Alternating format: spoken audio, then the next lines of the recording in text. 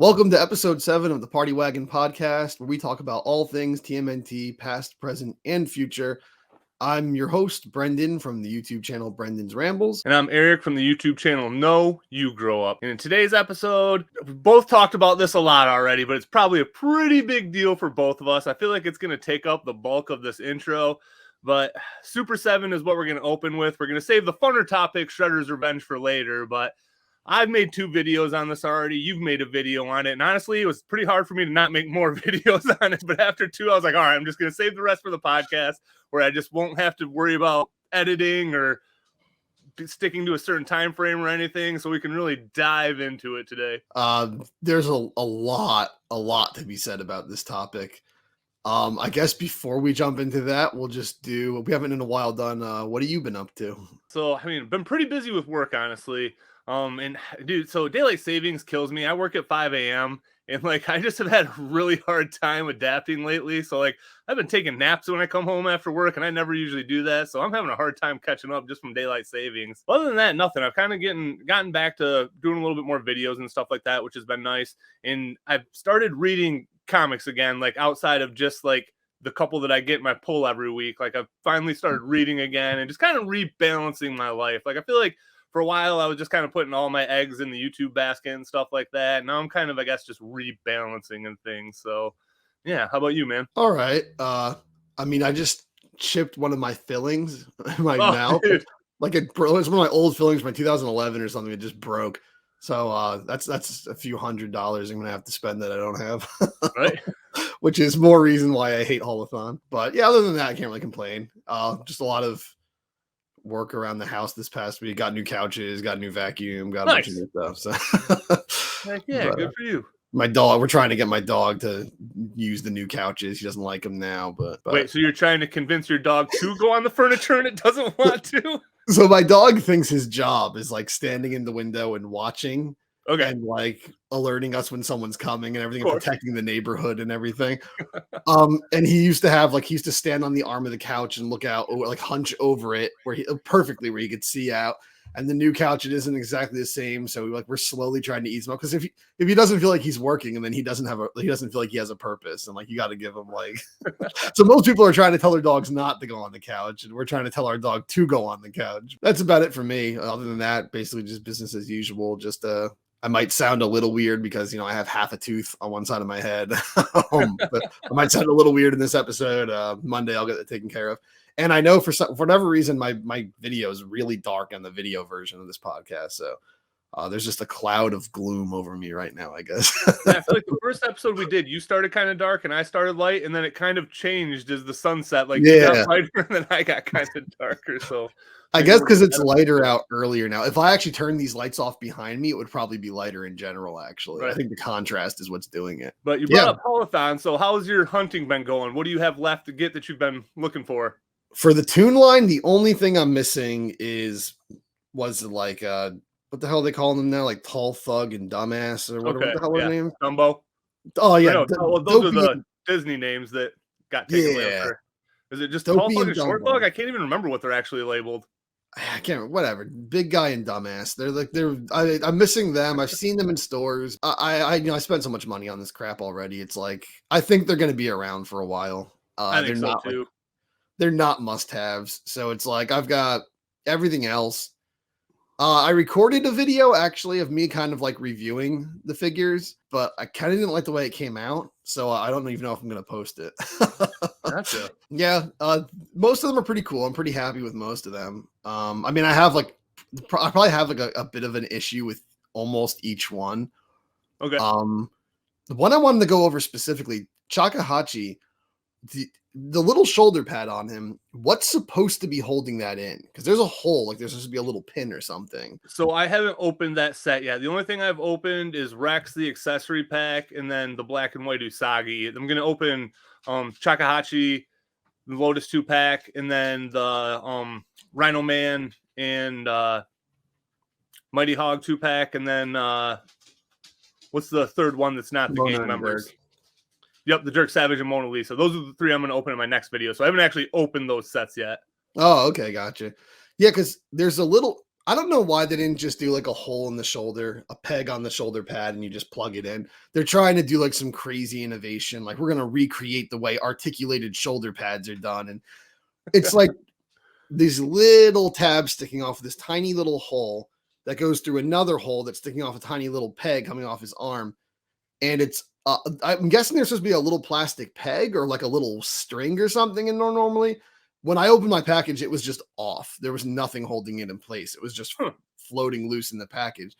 So I'm wondering if other people have that same problem. If there's like some other people who got like incomplete shakuhachis where they didn't fasten that on.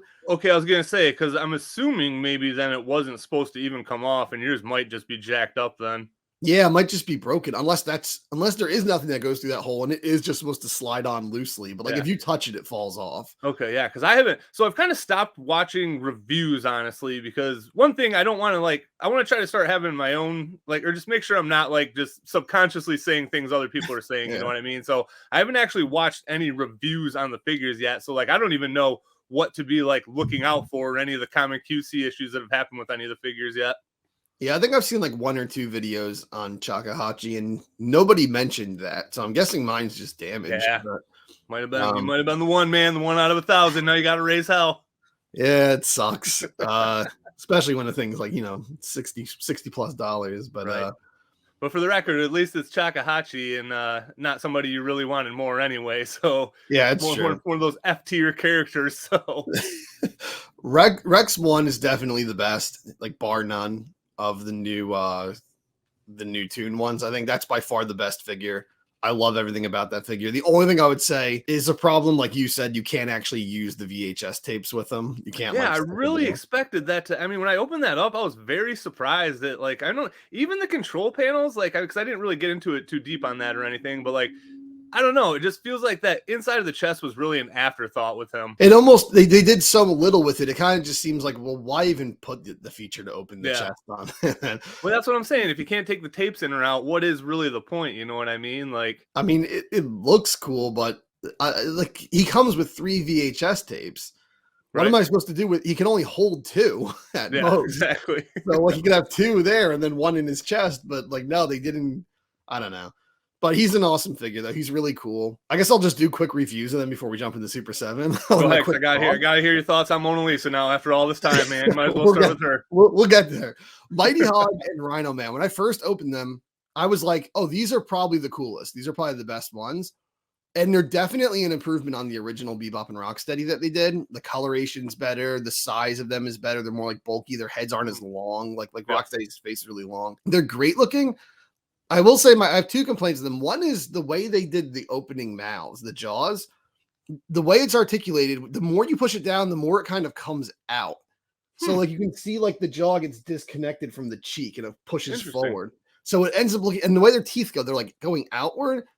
So they look like Venus flytraps or something when their mouths open. It looks really weird. And like they just got this huge underbite when like they do that. And I don't know why how they did the articulation, but I don't think it's quite there yet, honestly. I almost would have rather them just had sculpted mouths half open or closed or whatever, and then come with all heads with open mouths, because I'm not crazy about the articulation. And I know that they are, designed how they looked in the cartoon, but every now and then there's a design from the cartoon show that I think is like a bit too simplistic. And you don't notice that in the cartoon, but when you get a toy, you look at like Rocksteady's whole midsection is just yellow. Yeah. And like he has like 2 little lines for his boobs, and that's about it. And then like he has like the Rhino logo, which is like just 2 colors. And it's like it just looks really flat on the shelf. Like it looks like a big empty space. Like there could be more detail, kind of. The way his cape is done, it's just like a blue thing with a hole in it, like a blue cloth with a hole. I'm pretty sure because I have the VHS tape of that. I'm pretty sure he has it like tied in a knot like under his chin, and it's got like little ribbons hanging out. But they didn't do that for the toy. It's just a blue cloth, like the same one you got with like Shredder back in the 80s, basically. Yeah. And the Bebop, they tried to do a tie thing, but it's really weird looking, and it just goes flying to the side. So I'm sounding like I'm just nitpicking and being negative for the sake of being negative, but they did those issues did bug me a little bit, especially the jaws. The jaws I found weird. They're still cool. They're still very cool figures. I like them. Rex 1, definitely glad I started with him, because he was the one I was probably like him and Black and White Usagi are probably the two figures that I wanted the most. And Yeah. it just, again, was really important to me that he came out right. And I mean, other than the inside of the chest, like, he is just an awesome figure. Even just watching the episode, I still feel like he's just maybe a little big, because I know he does kind of like vary heights a little bit in the episode too. I know there's one time where Donatello like only kind of comes up to his waist or something like that, but I don't know. He just might seem like a little too big to me, but that's really my only nitpick with him. I'm very happy with how he came out. In the Black and White Usagi, very happy with as well. I definitely like the color one a little bit more, but he's still just great. Because again, Usagi, for the most part, is a black and white figure, so it definitely made sense that they did go that route with him. And it's awesome that they're doing Usagi figures that aren't just Turtles figures too, because he was actually under like the Usagi packaging and stuff like that, which really kind of makes me a little bit more optimistic that maybe they will do more with Usagi, because I can't remember if I've said this on here before or not, but it's just one line that I would like to see get fleshed out a little bit more than just Usagi. Like, it's a very toyetic line. They're all anthropomorphic animals. Like, there's just a lot you could do there. So I hope NECA can do a little bit more, because by the way things are going, maybe this will be the only brand that's going to give us an Usagi figure too. Yeah, and then the accessory set. So I feel like hype is really driving that thing. It was definitely put out in more limited quantities than anything, because when you saw the restock at your store, there was still no accessory set for you, right? There was no accessory set. Even just earlier today, I was actually in a Target and I checked out their Haulathon section. Still, they had like a bunch of Rhino Man and Mighty Hog and stuff, a bunch of Rex One. They didn't have any of the accessory pack. Yeah. So, and I get that that's really what's driving that demand, but I'm just going to be real. I feel like that is very overhyped. Like, as somebody who wants to be a completist, like, I get it. I do, because again, I wanted it just so I could stay complete with the line. Or I mean, I'm not really complete, but as close to it as I can. And it's just, the baby turtles are cool. They're pretty cool. And the TV is cool.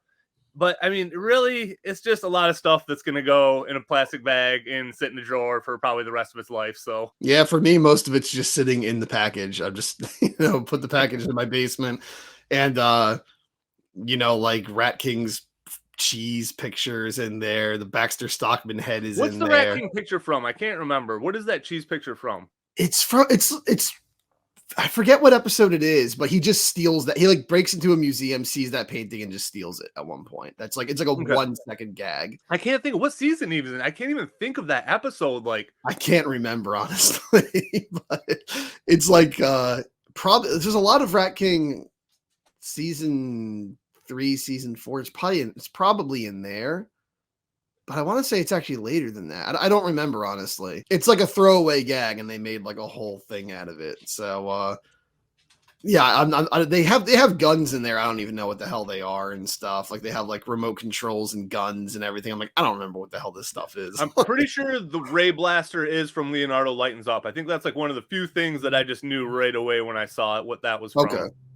Yeah, I don't know. There's like something that looks like an old like 80s cell phone. I don't know what the hell that is. It says a Turtle Tracker, but again, I don't remember what episode that's from either. Because the only thing I could think is the episode where that's literally the most toy commercial episode, the one where the Rat King goes with Bebop and Rocksteady, and they're on the foot ski, and they use like the retro catapult. They use what's the tube called? I can't think of what that is. They use the plunger gun. Yeah, what was the tube called? The army tube, was it, or something? The party tube, I think it was. Party tube, yeah. Like, they use every single thing that they made a toy of that wave. You can tell in that one episode. And he tracks them with the they're tracking to Rat King. It's the sardine episode, I'm pretty sure. The weird pizza one, now that I think about it. Maybe that's the tracker they're using in that one, but I can't remember either. Yeah, I honestly I can't remember what it is.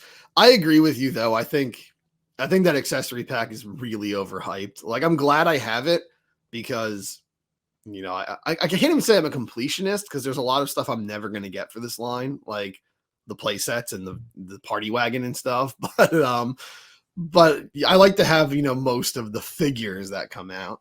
And I think I really, the thing I wanted most from it was Big Mac. And Big Mac's great. He's everything you'd want him to be. Yeah. So I don't have any complaints with Big Mac.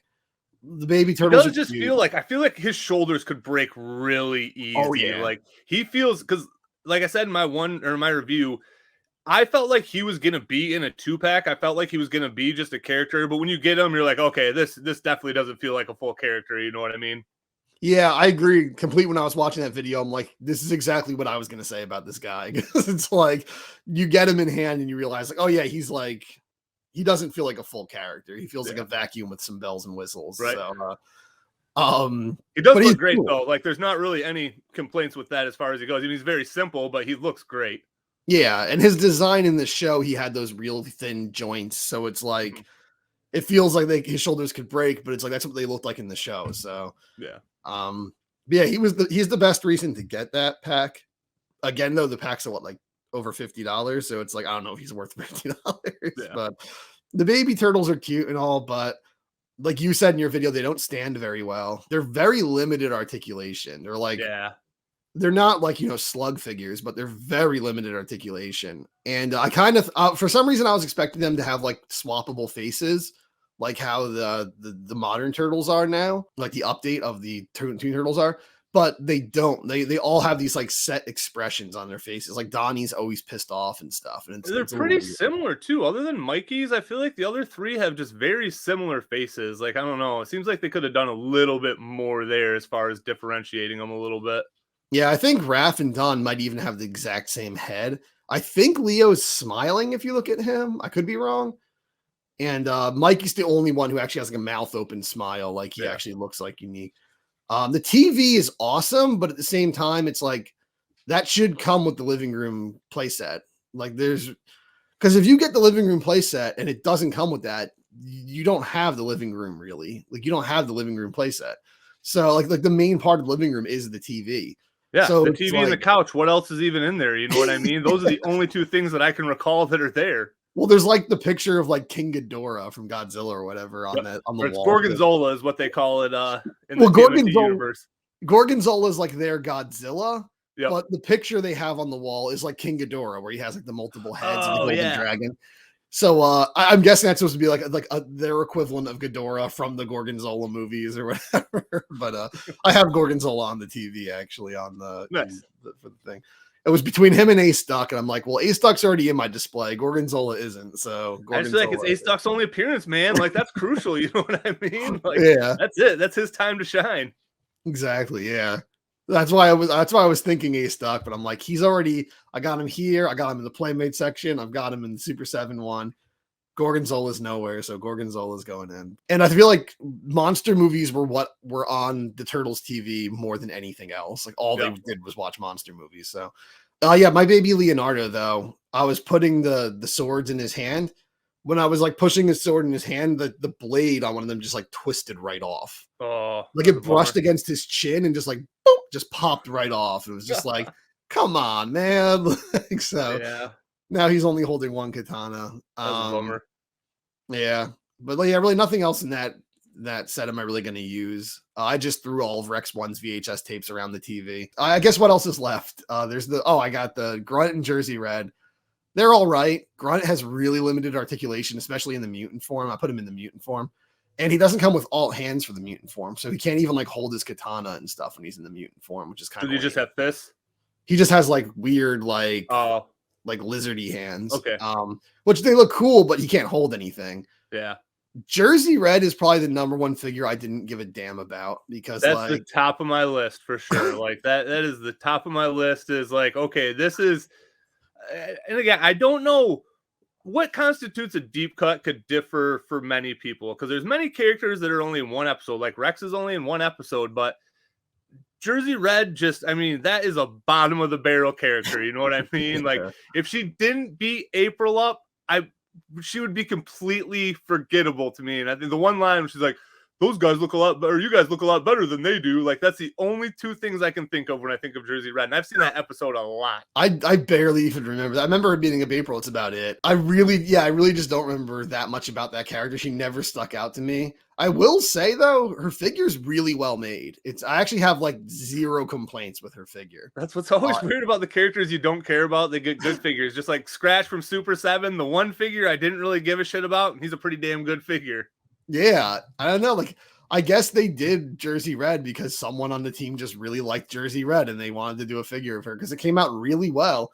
She's really sturdy. Despite being in high heels, she stands really, really well. Yeah, she's just a well-designed figure. I don't know. Like, she's a sturdy figure. So not too many. She doesn't really come with any accessories. She has like a gun and a can of spray paint, and that's it. I guess, like, what else is she gonna come with? And also that set, I mean, coming with the 2 torsos, you know what I mean? Like, that's a lot of extra plastic. So that's the only set that I don't have yet, and I'm hoping it's gonna go up this Friday, and then it'll kind of put me complete on everything that I wanted. But Jersey Red and God damn it, I said his name right the first times. Takahashi are the 2 characters that I really cared the least about, because even though Lotus is in 2 episodes and the second episode is with Takahashi, like, her first appearance is what I always think of when I think of Lotus. You know what I mean? I never think of that other episode. I always think of the first one that she shows up in and Leonardo falls in love with her and stuff. Like, that's what I always think of when I think of that character. So those 2, I feel like, are the first, like, kind of true deep cuts for me in the Toon line. And it is just the reason I'm getting them is because they exist, basically. Like, yeah. Oh, actually, I want to just clear something up that I said in the last podcast. I didn't realize how I worded it until I re-listened to it. No one's called me out on it, but I said, like, it was a fact that Karai was based on Lotus. It's theorized by the fans that she was based on Lotus, but it's never been 100%. Oh, I didn't even know enough to check on that. Yeah, I assumed you were right. Like, it makes sense to me. Yeah, she predates Karai in the comics. She appeared in the cartoon before Karai appeared in the comics. Karai's in the last arc of the Mirage series, isn't she? I'm trying to think. Yeah, but that was coming out after the 87 show was already out. And Lotus was in what, season 3 she debuts in, I think? Okay. Yeah, that's crazy to think. Because when I think Mirage, like, I forget that their books were really spaced out. And even though it's only 60 issues, that it was like a decade-long run. Yeah. I'm pretty sure she came out after Lotus was already in the cartoon. It might have even been like the same year, just like a few months later or something. But yeah, there is no proof that Karai is based on Lotus. That was just like a theory. And I knew that, but I just kind of worded it badly and made it sound like, as a matter of fact, the last one. But I feel like she probably is. And even if she wasn't, I always felt like they should just fuse the characters and just make it like Karai's undercover ninja name is Lotus Blossom. That would be like a cool way to like kind of bring it all together. Yeah, but yeah, it's on the same thing. I think of Lotus as that first episode where Leonardo, falls in love with her and everything, and she leaves him the flower at the end of the Lotus Blossom and stuff. Like, that's what I think of. I don't think of the Takahashi episode when I think of Lotus. And but the thing that's weird is, so you said Rex 1 was too big. Takahachi's way too small. You watch the Takahachi episode, it's like at the very end where he's reunited with his wife, he like shrinks down to normal size. But the whole episode, he's like a freaking kaiju. Yeah. Like, he's huge. Yeah. It's funny, they make all of his like pink blasts look like these cool fire attacks. In the show, they're not really attacks. They just turn things into feudal Japan equivalents of like what they are.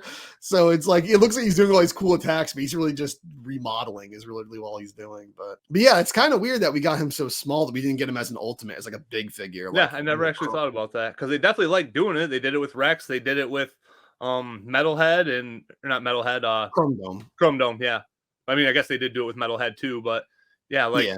They definitely like doing that. So it is kind of surprising. I forgot about that he is kind of bigger in the cartoon. Because again, that episode was just very forgettable for me. So. Yeah.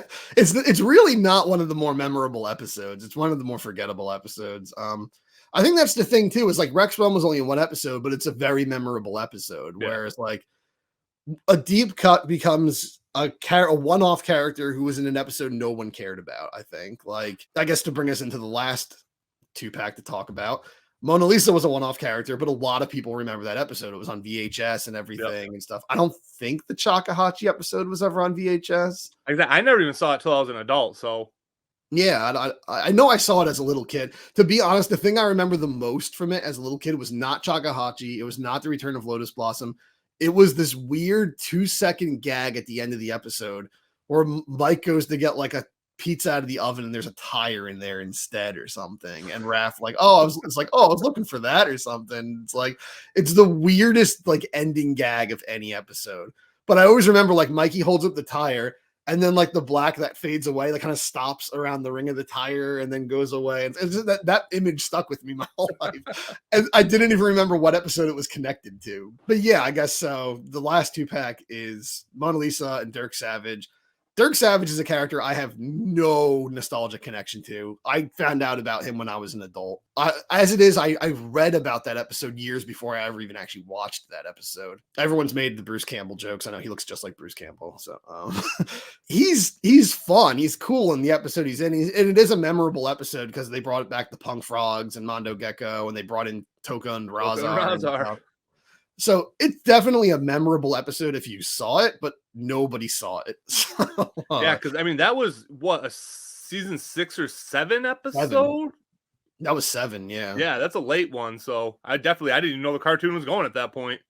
Yeah, me neither. I think, like I said, I think the last season I really watched in its full was 5. I think I watched a little bit of 6 and then dropped off. Season 7 was like, I didn't even know it existed when I was a kid. So for me, Dirk Savage is like whatever, but he does have a cool figure. He does make a really cool action figure. Yeah. I will say he's a little leaner, I think, in the toy than he was. He was like really beefed up in the show. Like his biceps were like bigger than his head in the cartoon.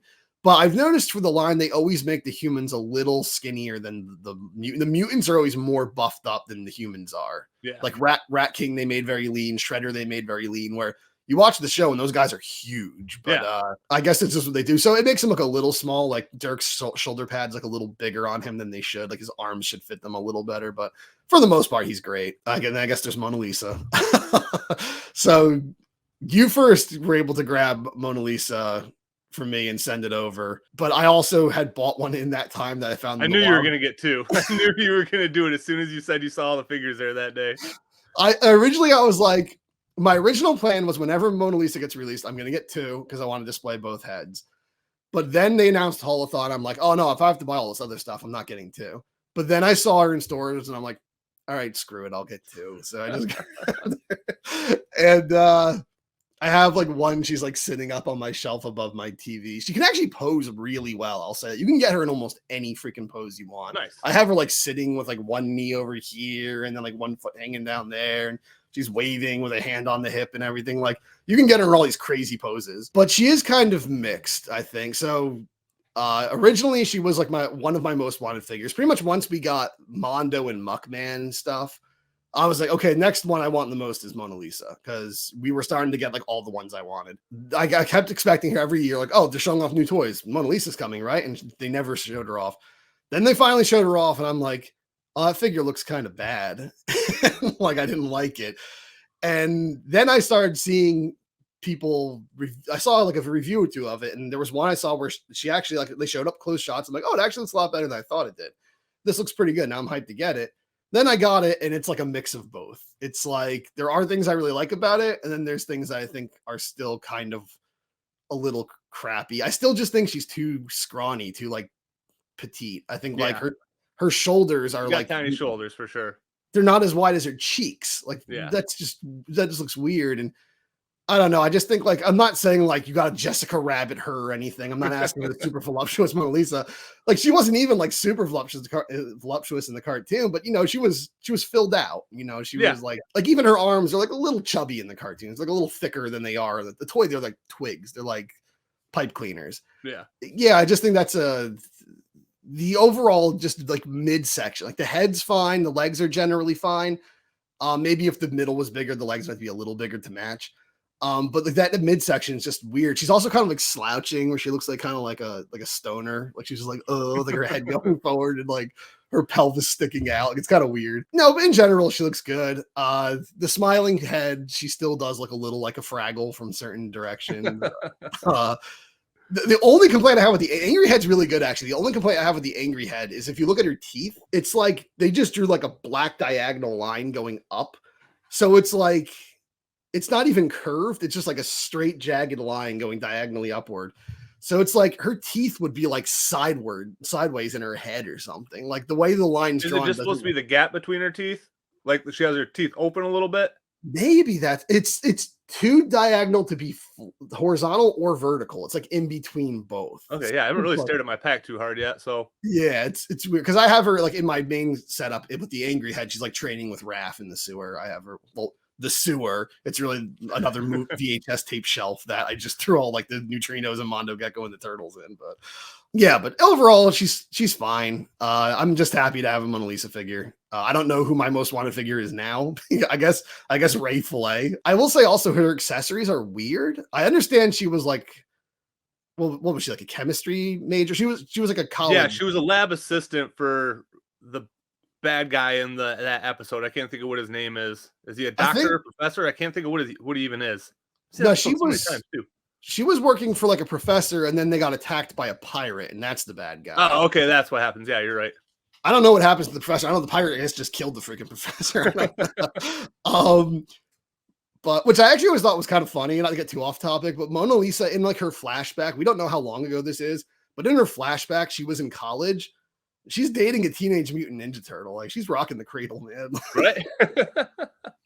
Well, that's the thing, because I feel like people always forgot that the turtles were actually teenagers most of the time. You know what I mean? And like I said, most iterations, I definitely don't see them as teenagers.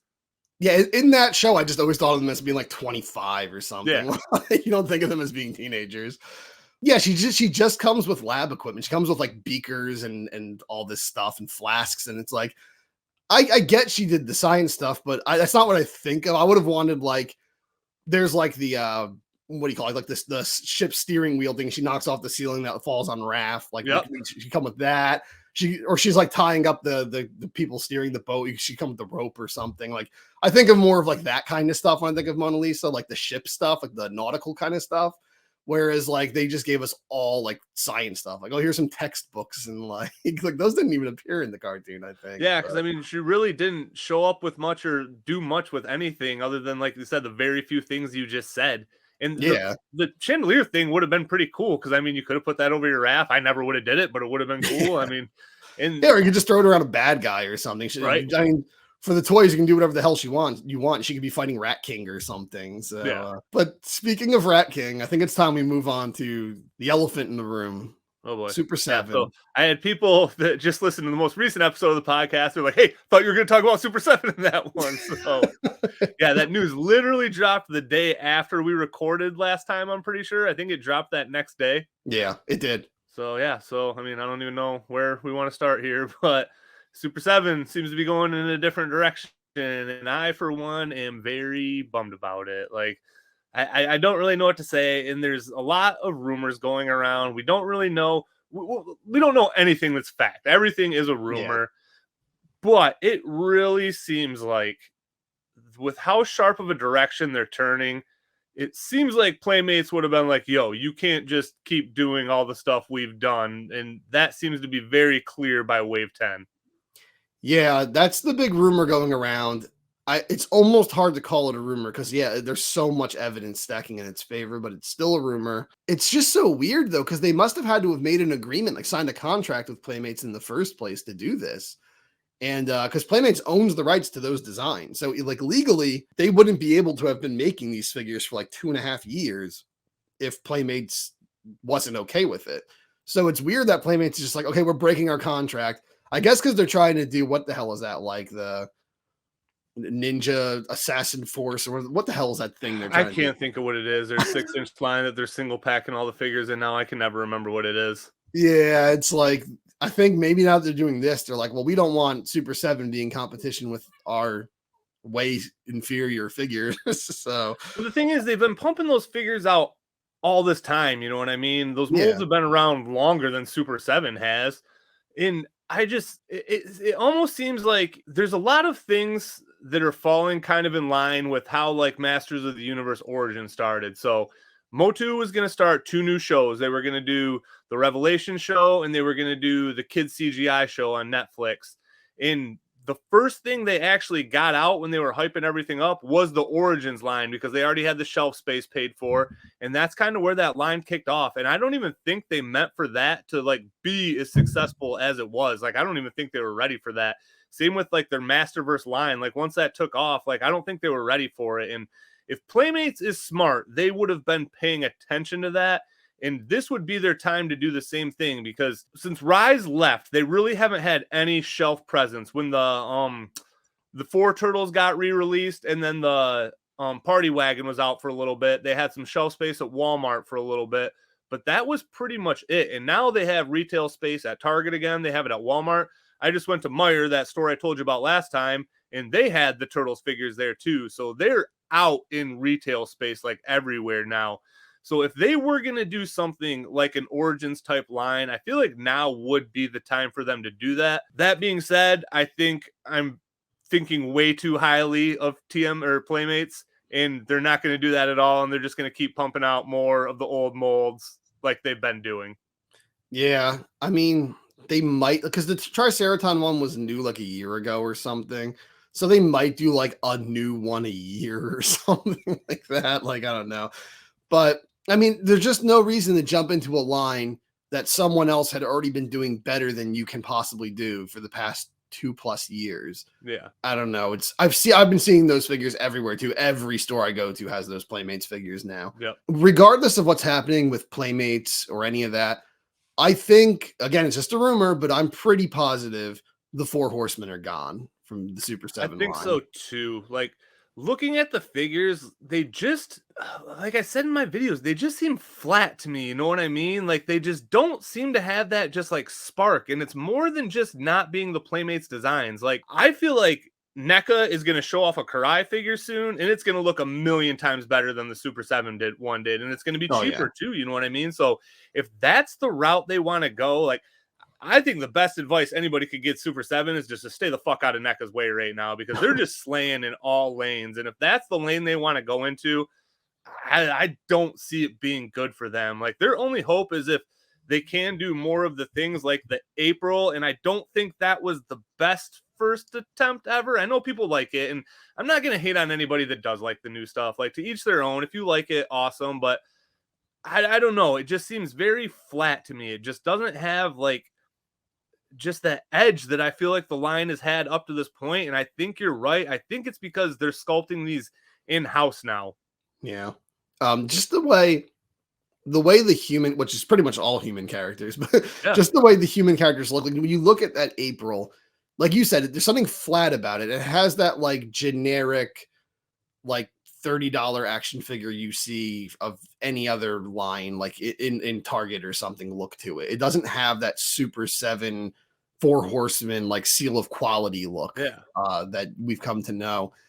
And there's just something about, they just look very generic, these action figures. The big one that's causing the most controversy is Rat King. And because Rat King is like, that's the most wanted figure out of this batch. He's arguably the only. I would say universally at this point, by the clamoring, he probably was the most anticipated figure to yet come out before he did come out. He was my most anticipated. He and Drag were my two most anticipated. But I think being honest, he's the only one that is like generally desired in this line, like this wave, like not the way he's done, but like of the characters they chose. I don't think anyone was asking for classic Rocker Leo. I know no one was asking for April wearing a karate gi. Like, no one was asking for, no one even knew that existed. No one was asking for a red shirt Casey Jones. The cracked mask face is pretty cool, but to me, I know you're a Casey guy, so you're probably going to grab it, but I will grab him. Yeah. But again, for him to take a slot of what could be a new figure, I would much rather have a new figure at the end of the day. You know what I mean? I would sacrifice that figure all day. I'll get that Casey figure because he exists, but I would much rather have one of the original characters that we don't have yet. And the Rocker Leo, I'll defend that one a little bit. Like, he doesn't look bad, but just inherently, he was the most boring of those four original figures too. And I feel like that's just the biggest thing to his detriment. But on that same side, like, I feel like the Rocker Donnie, I don't know. I feel like he does look like he had just a little bit more put into him than that Leo did too. You know what I mean? Like, I feel like the Leo just does look a little bit more straightforward, like the classic design. And they did a lot more to upgrade the Punker Donnie figure. With it, he comes with 2 extra head sculpts. One has the Liberty spikes on it, which is, I mean, completely original. That's definitely the head sculpt I'm going to go with. You knew we had to get that line out eventually, and you knew the Undercover Don I don't know if we'll ever get that figure now at this I don't think point. so. And that's just my biggest bummer is they played the long game, and now we're all going to suffer the consequences. Like, we're never going to get the Trag we want. Usagi was my most anticipated figure. He might have been even more so than Rat King for me, honestly. And we'll probably never get that figure now. And we might not even get the rest of our sublines finished out. We might not ever get that Don. We'll be missing 2 of the turtles from the rocker lines now. We still haven't seen Mikey or Raph. So it's going to be a long 2 years because this is pretty much our figures. They have all 3 figures, all 3 of waves 7, 8, and 9 are all supposed to come out at the end of this year. That's not going to happen. There's no way they're getting all 3 of those waves out this year. I think they'll be pushed back into 2024. So I think wave 10 probably won't hit till end of summer 2024 at the earliest, regardless of what their dates say, because no Super 7 figures ever come out on time. They always get pushed back, and we're already seeing wave 7 is now pushed back all the way to November. I just don't think these next 4 waves are going to have great sales. I think wave 9 is going to do the best for them. And if these 4 waves don't do great, that's going to be problems for even if we get a wave 11. Like, honestly, my prediction, I think they're going to show a wave 11. It's going to be as lackluster as 10, and that's going to be it. I think that's where the line's going to end, and I hate to say it, I don't want to see it end. But I just, if I had to put money on anything, that's where I would put it. I think 11 is going to be their last wave. I think so too. I think exactly what you're saying. I honestly didn't know until you made the video on it that wave 7 had been delayed that long. I don't remember anybody saying anything about it anywhere. Like, typically I'll catch it in a group or something like that where everybody will be like, yo, these got pushed back. I never remember seeing anything. Like, I just out of curiosity was like, hey, I think this wave was supposed to hit in like May or something like that. Is it about ready to come out? And I got on there and it said November. I was like, what the hell? I never remember anybody saying anything about this. Yeah, it was supposed to be June, I believe, is when it was supposed to come out. Okay. And I was like, all right. I was like, all right, cool. So in June, I'll reserve this shelf for, Triceraton and this for that. And now it's like, I don't know when the hell we're getting those. And also, like you said, like, if they are being delayed that long, are they being retooled? Are they reworking them? Are they like maybe redesigning things about them or changing because things this wave was them? announced a long ass time ago at this point. Like, I mean, it was probably over a year ago that this wave got announced. It was a long ass time ago. So for them to just be getting their designs approved for tooling now, it just makes me think they had to make new designs to make new tools, honestly, because it's further behind than the waves before it. And I don't know why it would be unless they had to redo some stuff to retool. That's the only thing I can think of. And again, I'm just pulling that out of my ass. I don't know anything. I'm a moron. I'm just some guy in a podcast, but it just seems very fishy because, like I said, if Playmates is at play, why would they just be like, all right, for the next 2 years, you can just keep doing what you're doing, but after that, no more. You know what I mean? It seems like if they were going to put the kibosh on it, and this is Playmates' big year, you know what I mean? They have their movie coming out this year. Like, this is their big year. So, I don't know. It just seems weird. It just seems fishy, and I hope for the best, but I'm very worried about even the waves that are on deck at this point. Yeah, me too. I don't know. Because I think even if they don't get changed, even if they are exactly how we saw them in the pictures, are people going to even bother buying most of them if they know that the line is just going south? So, like, a lot of people might just jump ship and be like, screw it, I'm not getting these anymore. Because I think a lot of people didn't pre-order these when they were announced. A lot of people wait for Super 7. I waited for Wave 7. Most of them in the past I pre-ordered. Wave 7, I'm like, you know what? I'll slowly pre-order each one over the course I'm of the done. year. I haven't pre-ordered anything. When they start showing up, I'll start picking them off as I want them. But yeah, I'm pretty much I'm out the pre-order game pretty much in general, period. Unless I think something is going to be for sure a sellout.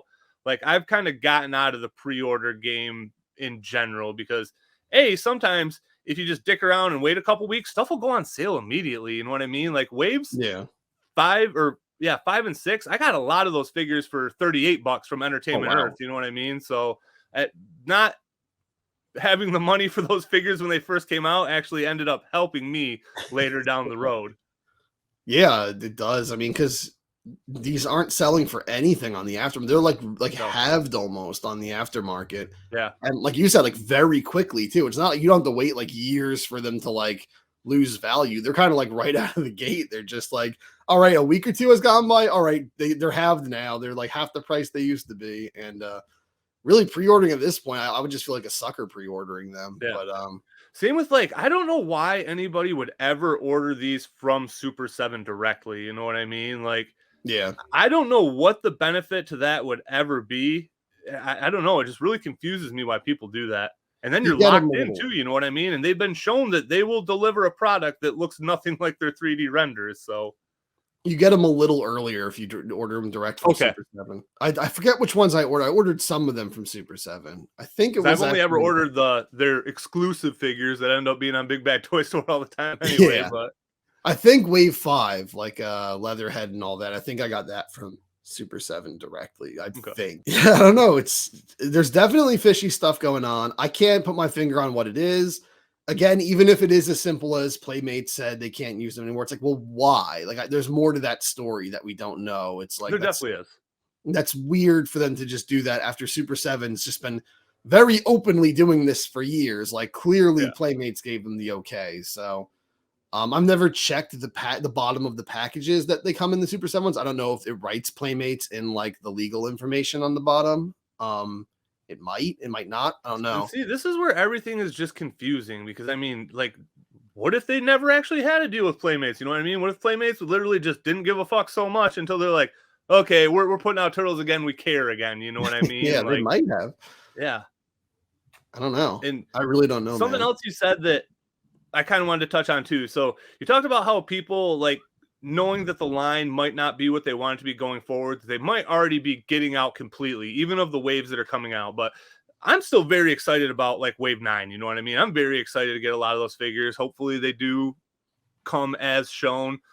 But it's really weird to me when people are just like, all right, I'm selling everything now. You know what I mean? It's like, how much did you really like the line in the first place? The first thing I did, like, after I made my first video and I was just sitting there and I was all bummed, I just came in here and I just stared at my Super 7 figures. And I was still like, I really fucking like this line. You know what I mean? I'm really just bummed that I'm never going to be able to get some of the figures I want, but I still love it. Like they're awesome fucking figures. And just because it might end, I mean, it was going to end someday anyway. It was never going to go on forever, but I'm very happy to have the figures that we have. Like, I'm definitely always going to treasure that line. It's always going to be special to me.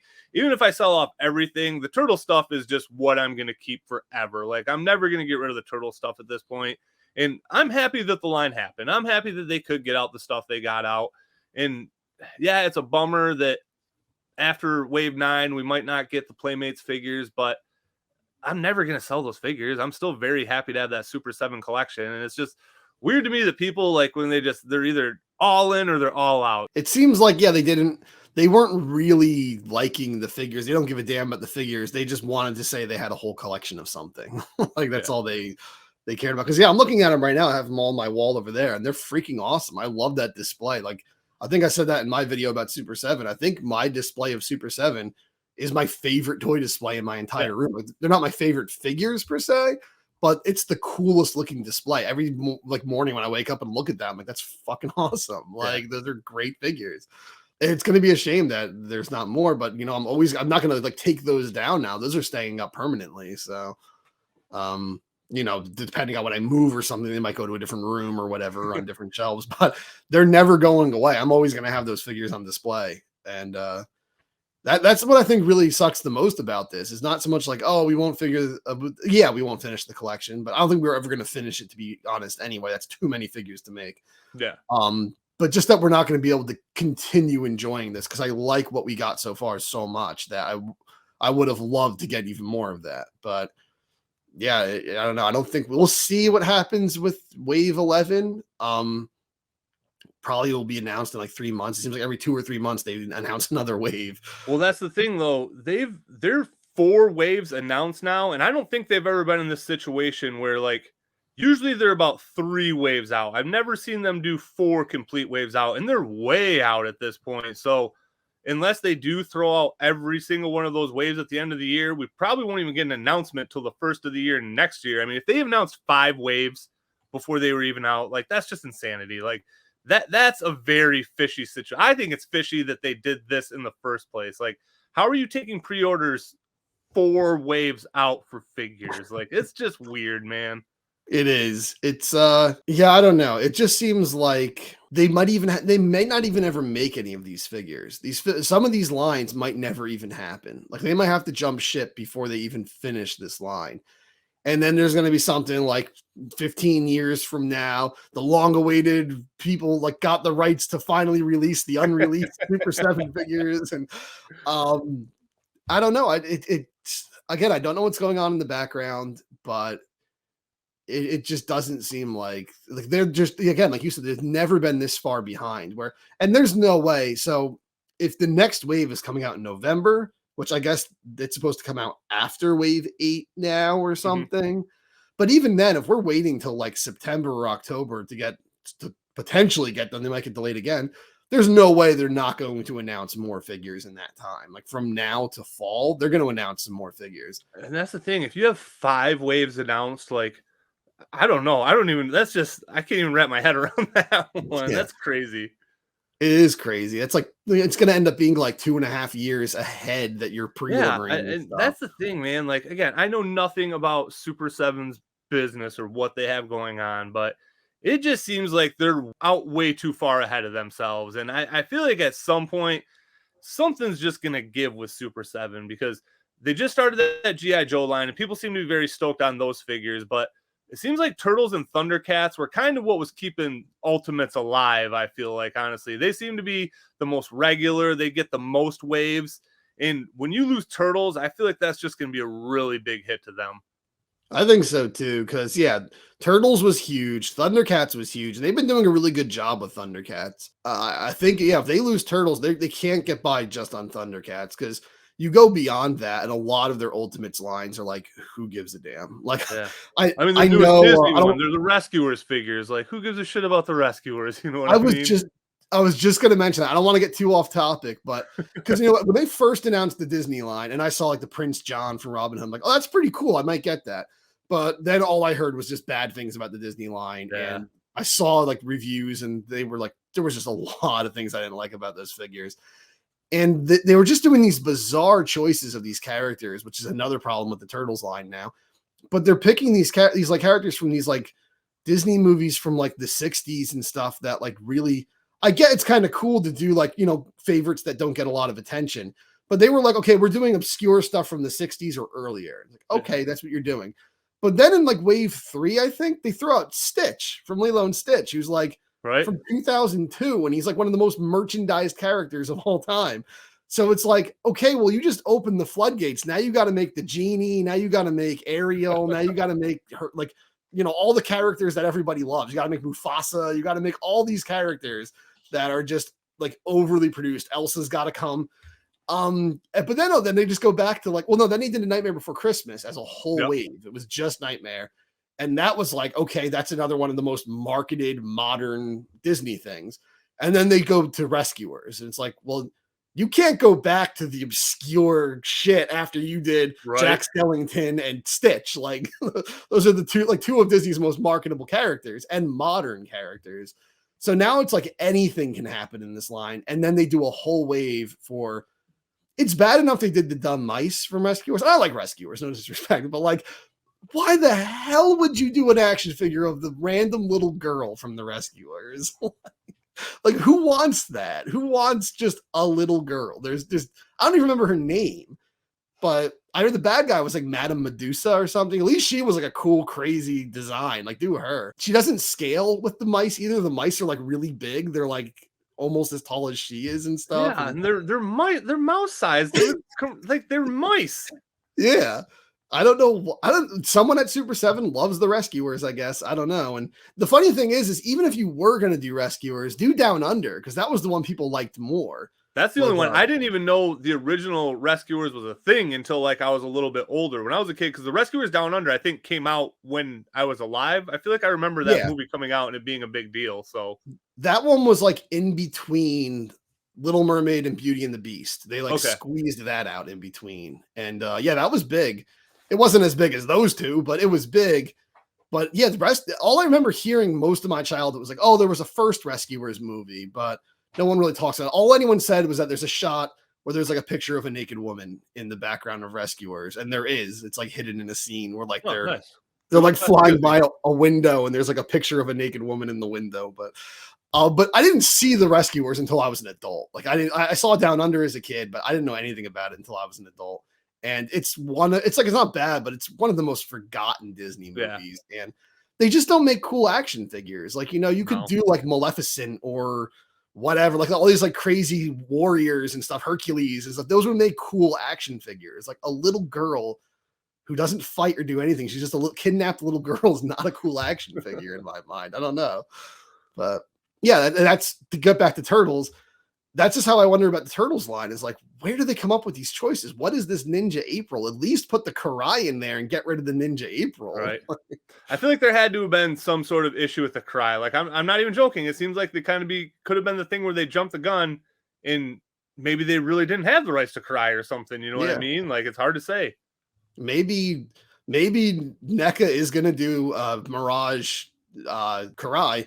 And Viacom just told them, Nickelodeon told them, like, we want them to do the figure. We don't want you to do the figure. Yeah. Like they're going to do a better one. So, because that's the very weird figure to pull because it would be a very weird exclusive. You know what I mean? It's just Karai. Like it's not like all their other things are always like glow in the dark or something like that. So it'd be very weird if that was an exclusive figure.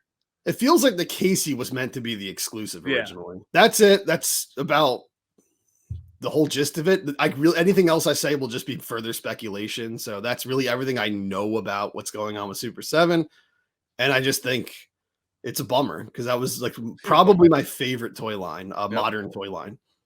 Definitely. I like the NECA line is just more comes out. So it's just more to be excited about. But yeah, when you get a Super 7 wave, it's just an awesome day for the most part. Like sometimes they can bum you out, but yeah.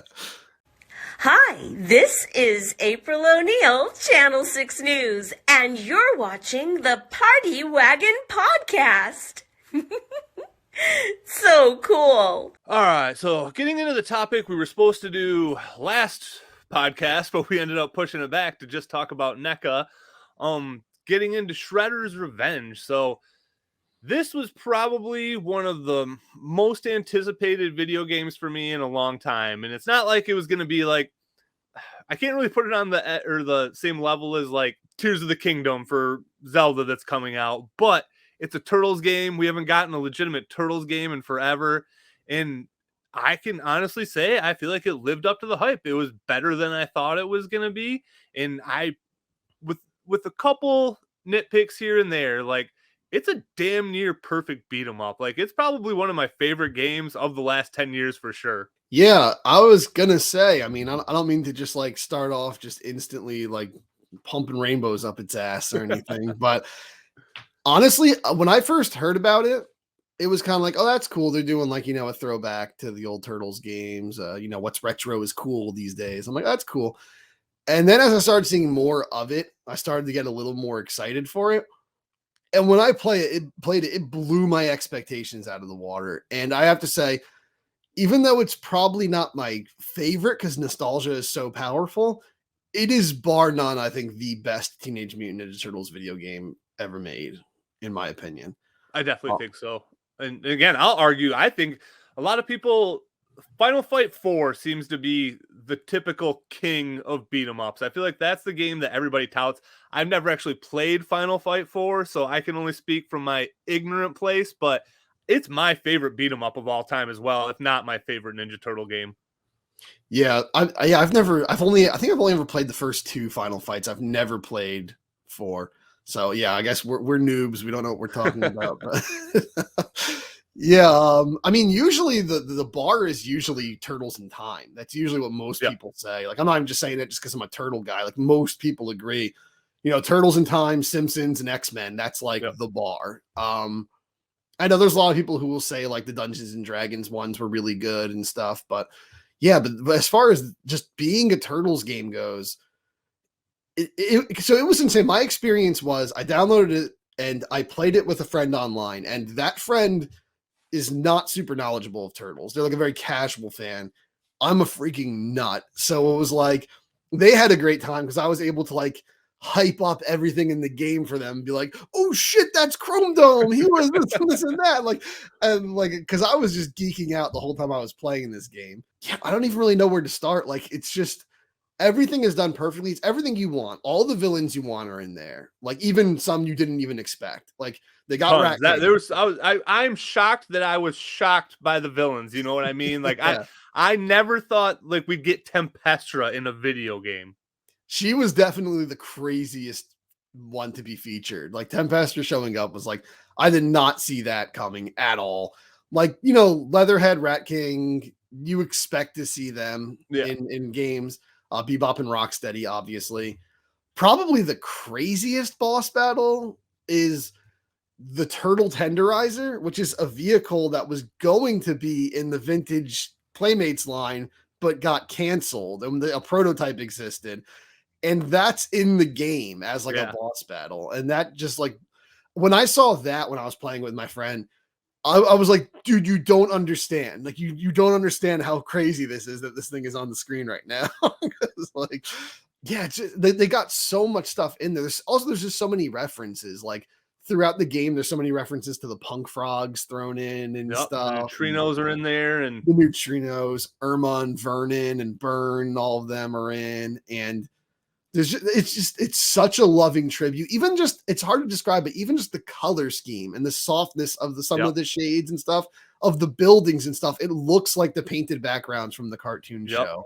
Because it's kind of like, I always think of like the stills of like the Channel 6 station and stuff like that. Like, as far as like you said, it's just a very specific, like, it's almost kind of flat, you know what I mean? Like kind of like a flat paint, but it's not painted. I don't know what the hell it is, inked or whatever. But yeah, it literally feels like you're playing the cartoon. And that was also just the biggest surprise, because in the 90s, every Turtle iteration was kind of its own thing. You know what I mean? Like the video game Turtles were their own Turtles. The cartoon Turtles were their own Turtles. And they would borrow elements and stuff like that. But this felt like it was the cartoon in video game form. Yeah, it was all out, like dedicated to being the 87 cartoon, which that also surprised me too. Because, you know, all, like you said, the vintage games, you play Turtles in Time, it's like it's got some stuff from the cartoon, some stuff from the Archie comics, some from Mirage, some from this, some from that, some from the movies and stuff. And Secret of the Ooze found its way into everything. But yeah, it's crazy. I mean, I saw that from the marketing. I could kind of tell, like, okay, this is just 87. And I remember I was talking with another friend, a younger friend, but he likes Turtles. But he was like, oh man, I can't wait for them to add more playable characters. I want like Alopex, the Fox girl from IDW and all this stuff. I'm like, dude, like it's clearly just the 80s. That's not the route they would go ever. Yeah. Alopex is going to be, I mean, the latest of DLCs if it ever. Like, even if they were going to branch out from the cartoon, they'd probably just do Mirage Comics, or they'd do like the 90 movie or something, like, or the 2003 cartoon maybe, but they are not going to do like obscure IDW character. No, and we've already seen with the Toon line, like they have a deep enough roster to where they could pull characters forever if they wanted to do that. And since we don't really have like a specific order to go in anything right here, I feel like that's like something I kind of want to touch on. I'm very surprised that we haven't gotten any DLC with it, unless they're already in the works on a second game and they're like, all right, we're not going to use this content as DLC. We're just going to take it right to the second game, because I feel like that would be the easiest way to get people to pick this up every month or so, is to just add one new character every month. And I feel like that would make me want to get on and at least see how they played. And honestly, once I start playing this game, I forget how fun it is. And I just kind of want to keep going. Like, I've never thought I would play a beat 'em up by myself and have as much fun as I did, but I've had a lot of fun just playing on there by myself. Yeah, it is surprising. Usually a beat 'em up, the thing that keeps it entertaining is you're there with friends and you're all screaming and having a great time and stuff. When you're playing it by yourself, it's like the episode of Simpsons where like Homer's not drinking anymore and he tries to watch baseball and he's like, wow, I never noticed how boring this game is. It's kind of like that. You notice like, oh, I'm just pressing A over and over again or something. Like, you notice like how simple it is when you don't have friends around. But this game, there's so many like crazy combos you can do and like special moves and stuff, and even stuff by accident. I remember Splinter being Splinter. There's a level in Dimension X where you go diagonally up and then you go forward again. And there's a corner where there's those little like crawling robots. There's a corner if you just keep mashing attack with Splinter. I found it by mistake the first time I was playing it, and then I found it again by mistake playing it another time. If you just keep mashing attack, you can get an infinite hit combo there. There's a couple corners like that because I hit my first one. I can't remember what level it was in, but I had a mouser pinned up in a corner, and I could have just went all day with it.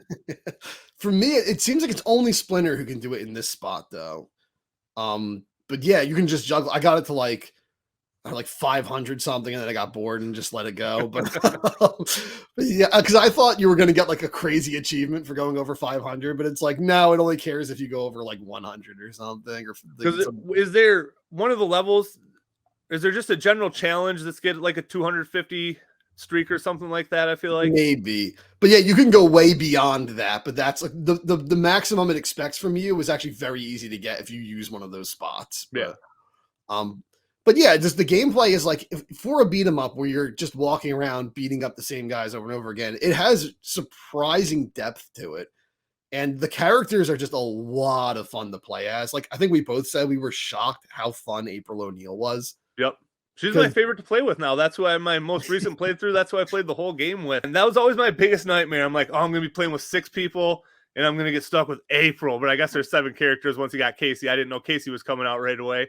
And I love playing with her. Like she's so fast and quick in her diagonal up and diagonal down combos. Like, I mean, dude, you can just I feel like I have the best combo luck with her. Like where I will just keep people going up and down across the screen the whole time. Like she just is a ton of fun, and she's not even a turtle. And that was, like I said, the biggest surprise to me is typically you'll play and you feel like you can tell like slight differences in the characters you're playing as, but every single every single character feels completely different that you play with. Yeah, because April's definitely her air attacks are so fun. That combo where she kicks on and knocks. I love it, man. Like it's just so much fun.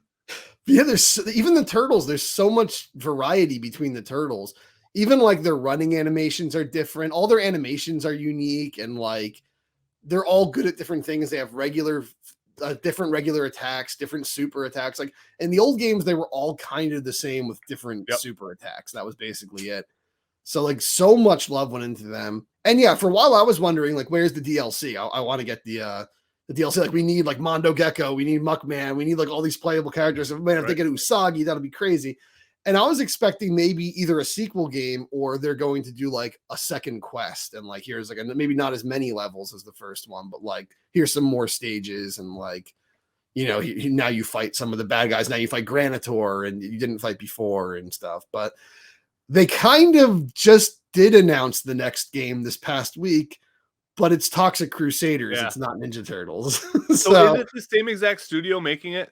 I'm pretty sure it's the exact same studio making it. It's probably the exact same similar. Engine. So yeah, it's like the same engine, I think. It looks a lot of fun. I like Toxic Crusaders. I'm not as devoted to it as I am Ninja Turtles, but it is cool. I do like the guy Junkyard Dog. Yeah. His animations look so fun where he just like spins into a ball of spikes and stuff. Yeah. And like, it's so fluent. Like, I think when I play that, I'm going to pick that dude first, but they did the April thing too. They put Yvonne in the game, which is funny. Yeah. Like, dude, which is actually, I don't know if you know the trivia, just to get off topic for a second.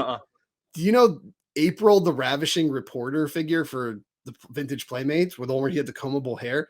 From the neck down. That figure was it from Toxic Crusaders? Yeah, from the neck down, she was supposed to be Yvonne, the girlfriend of Toxie, but the line didn't go on long enough for them to release Yvonne. So they just took her body, pulled the head off, and put this April head on. And like, so like, I think people have made custom Yvonnes based on that, but yeah, because Toxic Crusader line, I think only got like 1 or 2 waves. It didn't get very many waves. And that is like, not to get too far off topic here, but the line that I've always looked at from afar that I've been the most interested in because it's so similar to the Turtles. It came out around the same time. It was the same people doing the sculpts. I'm pretty sure it was Varner Studios. Yeah. And yeah, it's such a good other pick for a game like this. Like, I think it will do very well. I definitely don't think it'll do as do as good as Turtles because Turtles just have so much more notoriety. But if it's half as fun as Turtles, I'll have a great time playing it. Yeah. I'm so surprised. Again, not to talk about Toxic Crusaders too long, but I mean, I love Trauma movies. They're freaking crazy. But Toxic Crusaders is like, I'm so shocked what a huge resurgence it's had in recent years. Cause like it barely existed back in the day. It came out and bombed and died. And like, that's pretty much like all that happened. But now we're getting like a video game. We got the Super 7 Ultimates line going, the Super 7 reaction figures going. They did like a GoFundMe or something to finally release like the giant like Godzilla trash monster toy that was from like, there's so much Toxic Crusaders love all of a sudden. Dude, so on BBTS, it's this company called like Halloween something, and they're putting out a repro of the original Toxic Crusader figure. It looks exactly the same as the Playmates figure. Oh, I loved that. That was the only one I owned. But I had Toxie, and he was so cool. Some of that color scheme with the neon orange. And... That's what did it for me, is exactly. That line had the best colors. Like, all the figures are so bright and colorful. Like, that's just what I love about early 90s figures. That's why I like the later Playmates figures, because they're just obnoxiously bright. Like, that's what I like. Yeah. And I remember there was a time I was in like a collector store. There was a younger guy there, and he was big on collecting Toxic Crusaders. And I think we were talking about Super 7. I was saying, like, oh, I can't wait for them to do like Worm. And they're like, who's Worm? I don't know about Worm. And the guy looks him up. He's like, oh shit, this would go right with my Toxic Crusaders. Yeah. Like, he looks like a Toxic. And the same with like Pizza Face and stuff. Like, those were basically Toxic Crusaders toys. And Toxic Crusaders just goes right in with the vintage Turtles. But anyway, back to Shredder's Revenge. So yeah, I don't know if we're going to get DLC or a sequel anytime soon, since they're doing the Toxie game now. So it might have just been one and done. I kind of hope they add a bit more to it, but regardless, even if they don't, it's still like you said, it's like one of the best games from recent years, in my opinion. Yeah, and I know I have a bias because I like Turtles, but right. And I still foresee a sequel coming, because I mean, the Toxic Crusader, clearly they have that engine and they want to use it. You know what I mean? It's an indie company. If they have these assets that they don't have to spend money on new assets, I could see it going, even if it is another year or so. I think that we'll go the sequel route at this point. Probably. But kind of getting into the game itself. So the cool thing about this game is it doesn't just have the regular arcade mode. It has like the story mode too. So you can kind of play through things at your own pace and skip around and play the levels how you want to. That's where you can kind of level up your characters and stuff. And I feel bad because I played with my buddy Josh online the other day, and he thought we were just going to start a fresh game over. So he restarted his thing. And I was like, oh, can we actually just jump in on here? I only have I've played this many levels already. And can I finish the rest of these for the podcast? And so he had to start his character back at 0. So when you play online, your characters are only as high as the level you actually have them, which is kind of cool. You know what I mean? Because it actually does give you a purpose to level up all of your characters.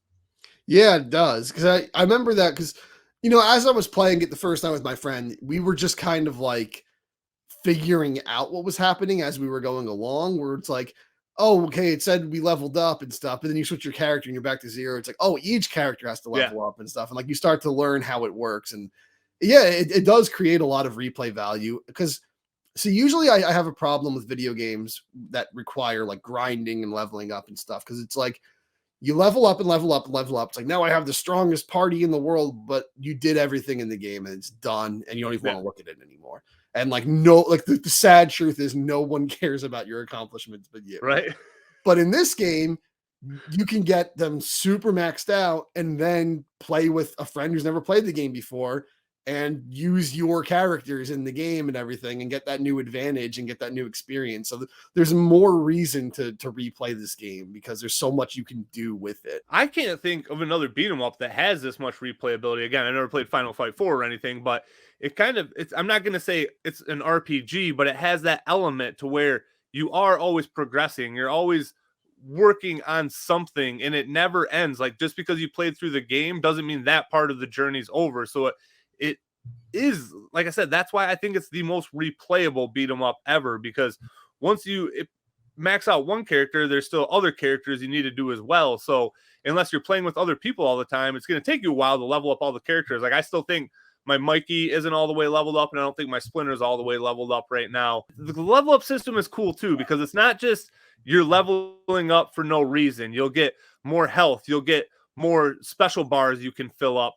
And it, like I said, it's not just arbitrary levels. It gives you something along with those too. So you feel like you're rewarded as you go. Because, yeah, a lot of games, especially RPGs, like you get to a point where, you know, like in a Final Fantasy game or something, you reach a certain level and no enemy in the rest of the game is ever going to be able to touch you. Like you're just like, so like any level ups you get after that don't matter. Like you can just, like, you can level all the way up to 99. It's like, yeah, but at 60, I'm unstoppable. So right. Like it's, I do like actually feeling like you're getting something tangible for every level up that you get. I will say though, I do think that is why we need like a second quest or maybe some more levels or something. There will come a point where if you replay it so many times, you will start to get bored of the same stages over and over again. I think there's enough stages in the game where that's going to take a long time for that to happen. It hasn't happened for me, but I can see that happening after a while where like, there's just certain stages you're just sick of looking at some point. So like the first few levels I played through a million times because I was trying to get the achievements or just trying to like level up my KC really fast. So I just kept playing through the first level a lot. Yeah. And when I played through the second time, there have been some levels that I've only played through a couple times. And it's like, that's another awesome thing about it. It has 16 levels, I think, which is like, that's a pretty good amount of levels for a beat 'em up. And they're all pretty good length. Like they vary from, I want to say the one where you fight Wignut. That's probably one of the shorter ones. You can get through that in like under 3 minutes. I feel like it goes really fast. Yeah. But I mean, like the longest levels are only like 7 minutes. So there's a lot to do, but you can play through it easily in a sitting. I'm going to say easily in a sitting. If you got nothing to do that afternoon, you can play through it in a sitting, but paced really well. There's a lot of levels. The levels aren't super redundant either. Like for the most part, that was the other surprise is compared to all the other Turtles beat 'em ups, there's just so many more levels and they just all have a good feel to it. And it doesn't ever feel repetitive. Yeah, you're fighting the same characters over and over, but even that changes when you get to Dimension X. You start getting like the Triceratons and the Rock Soldiers and stuff, and they even give you a couple different varieties of those each, which is nice. It wasn't just the regular Triceraton and the regular Rock Soldier. That's another cool thing is those guys were a lot tougher than the Foot Soldiers before them. So the game kind of felt like it was progressing too. Like every level wasn't just the same difficulty. It felt like it did get a little bit more difficult as you went on. Yeah, for sure. I think they definitely add a lot of like environmental hazards and stuff too. Yep. But yeah, I remember those Triceraton guys with like the shield. They're beefy bastards. Yeah. They take a while to take down. And actually, we were talking about Tempestra being a surprise. Zorax was a huge surprise also. Oh yeah. I was not expecting him to show up. Yeah, there is it's crazy because in the old games, they had like 7 levels in most of them maybe. And by like the 5th level, you're like, all right, this is getting kind of redundant. Yeah. This one has 16 levels and you never get bored. Like I finished it in one sitting the first night I played it also. It keeps you hyped. There's always like these events going on. They're not like quick time events. They're like just something exciting happens. Like all of a sudden, you know, the turtle tenderizer's driving around and attacking you, or you're flying above the city fighting Wingnut with that rockin' music playing and everything. And even just like the end of the game is crazy. You fight like the Statue of Tyranny and Krang's new body. And then you fight like Shredder with the Wu-Tang Clan playing in the background. Oh, dude, yeah. So, I mean, if we're talking about that right now, I'll talk about that. That might be the coolest song that's ever been in a video game ever. Like, I will listen to that song when I'm warming up to work out. Like, it is legitimately a badass song. It's just crazy. Like, it works too, because, you know, it's a kind of an homage to like the fact that Vanilla Ice was in, you know, Secret of the Ooze, and the original movie had partners in crime and stuff. It's like there's always been like famous rap stars. Not that I know people will get mad if I compare Vanilla Ice to Rizzo and stuff, but like, or was it Rizzo? I think it was Ghostface Killah was actually the one who did it. Ghostface Killah and Raekwon, I'm pretty sure. Okay, who it is. Regardless, if I compare anyone from Wu-Tang to Vanilla Ice, I think they're going to get people mad. But yeah, like they always did get like big rappers to do songs for the turtle. So it was pretty cool to do that. And especially since Wu-Tang Clan has always been obsessed with like martial arts and stuff for Right. Shredder to get Exactly. The perfect combo too. Because that's the thing, even the lyrics, I mean, they're known for being lyricists in the first place, but dude, they're just so good, man. Like you could tell like they were probably like chomping at the bit to do this. Like they're like, fuck yeah, we want to do a turtle song. They probably were. So and it's crazy because Wu-Tang Clan is just always seen as being so badass, but it's like they're openly nerdy as hell also. Oh yeah. I mean, their whole shtick is around like old kung fu movies. Like that's their whole thing. Well, that was like I think RZA did the soundtrack, like a lot of the soundtrack to Kill Bill, if I'm not mistaken. Oh, really? I don't even know if I knew that. I could be wrong, but I think he did. But yeah, the game is just always exciting. There's always just like crazy events going on, crazy action going on. Like there's even like humor going on here and there, just like crazy stuff. And then there's all these songs and stuff. Like there's always something to like surprise you and keep you invested in the game. Where I think a lot of beat 'em ups back in the day, there just came a point where it's like, all right, it's the same enemies, it's just more of them. And you just get a point where like you stop caring. I remember there's a point in like Streets of Rage 2 where there's like the fat guys with the red trucker hats who like burp fire or whatever.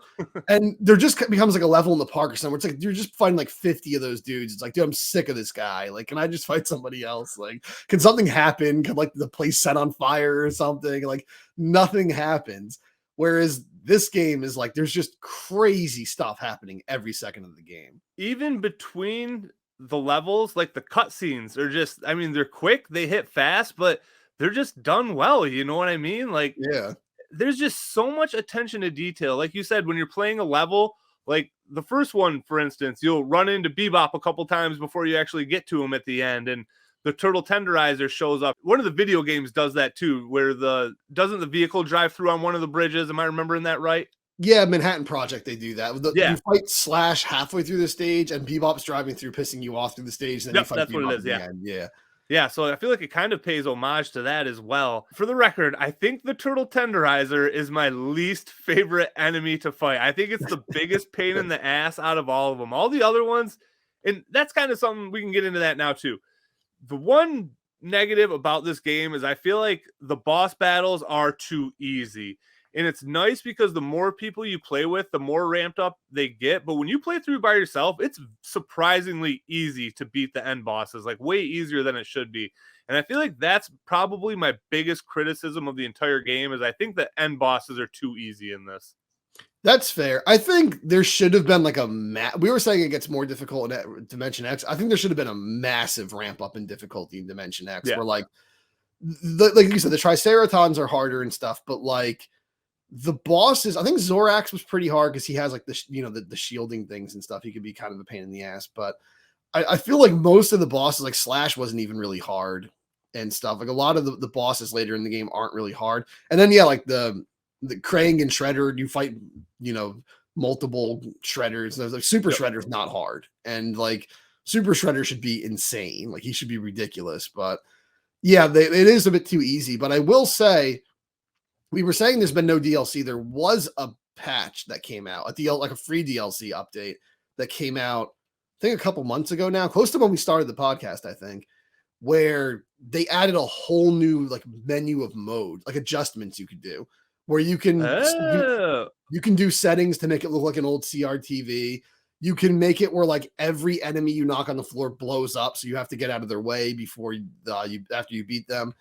They made it like you deal way less damage. Like enemies have like double damage or something and stuff. Like there's all these settings. Well, Josh asked me what level I wanted to play on, and before I was like, I don't think I ever picked one. It seemed like so. Yeah, that's awesome. That might be a little bit food for thought for my next playthrough. Then they added a whole bunch of these like updates. And that's the thing too, is when you get all these level ups, the game gets easier and easier also. So I almost feel like I had more trouble early on with stuff with the turtle tenderizer than I did with Statue of Tyranny and stuff. Cause like by that point you have like 50 uses of your special move and everything. Right. And it's like, so, yeah, I do think you are right. It is a bit too easy. That is probably, you said you had a few complaints. That might be my only complaint really, is that it's a bit too easy.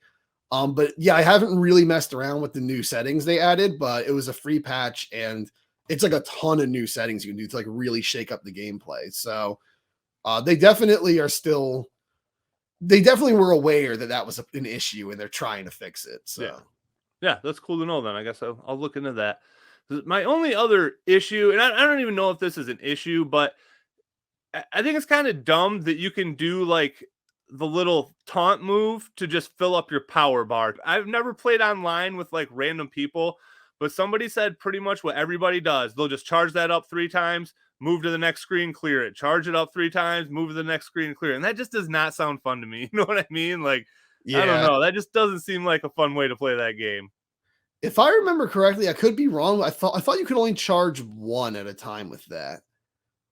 I don't know. I never even do it. So I'll do it like I think I did try it once to do it multiple times, and it would just go up once.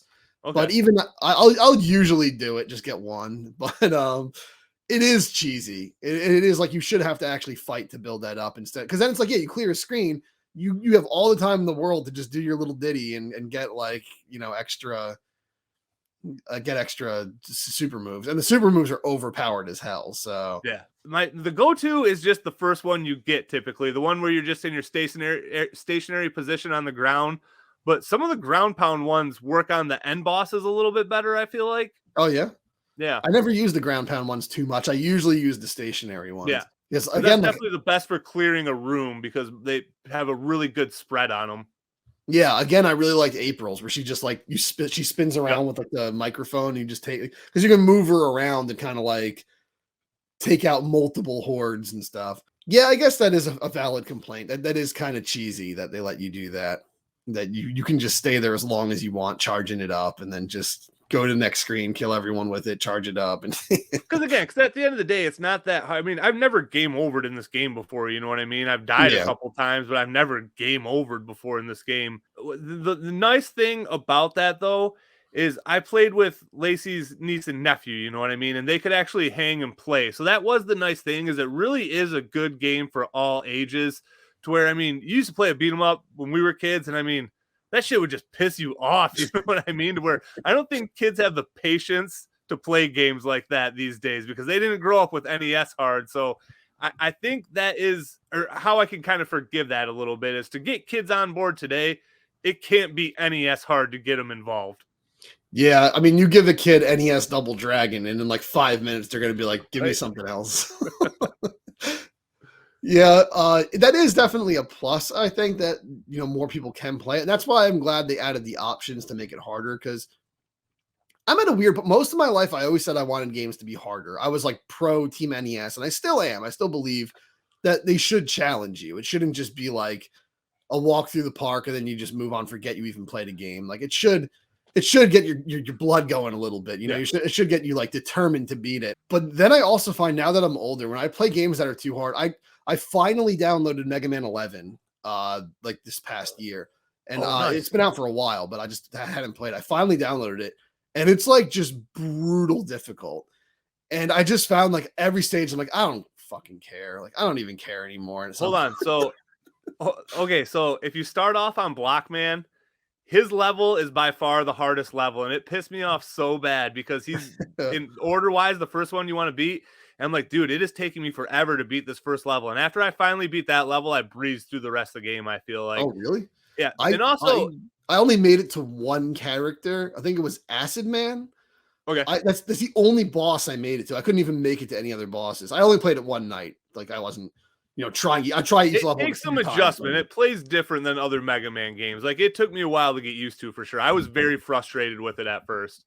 Yeah, I was just kind of like noticing, like I guess I don't have tolerance for new hard games. I was like, I used to love. I would have sunk my teeth into this shit back like just 10 years ago. I would have been like, all right, it's on, and just like would have started getting into it. But now I'm like, you know what? I'll do something else. Like, so I still believe games should be challenging though. So yeah, I am glad they added all those options, and I am glad though that, like you said, all kids can get into it, because we don't live in the 80s anymore. We don't live in the early 90s.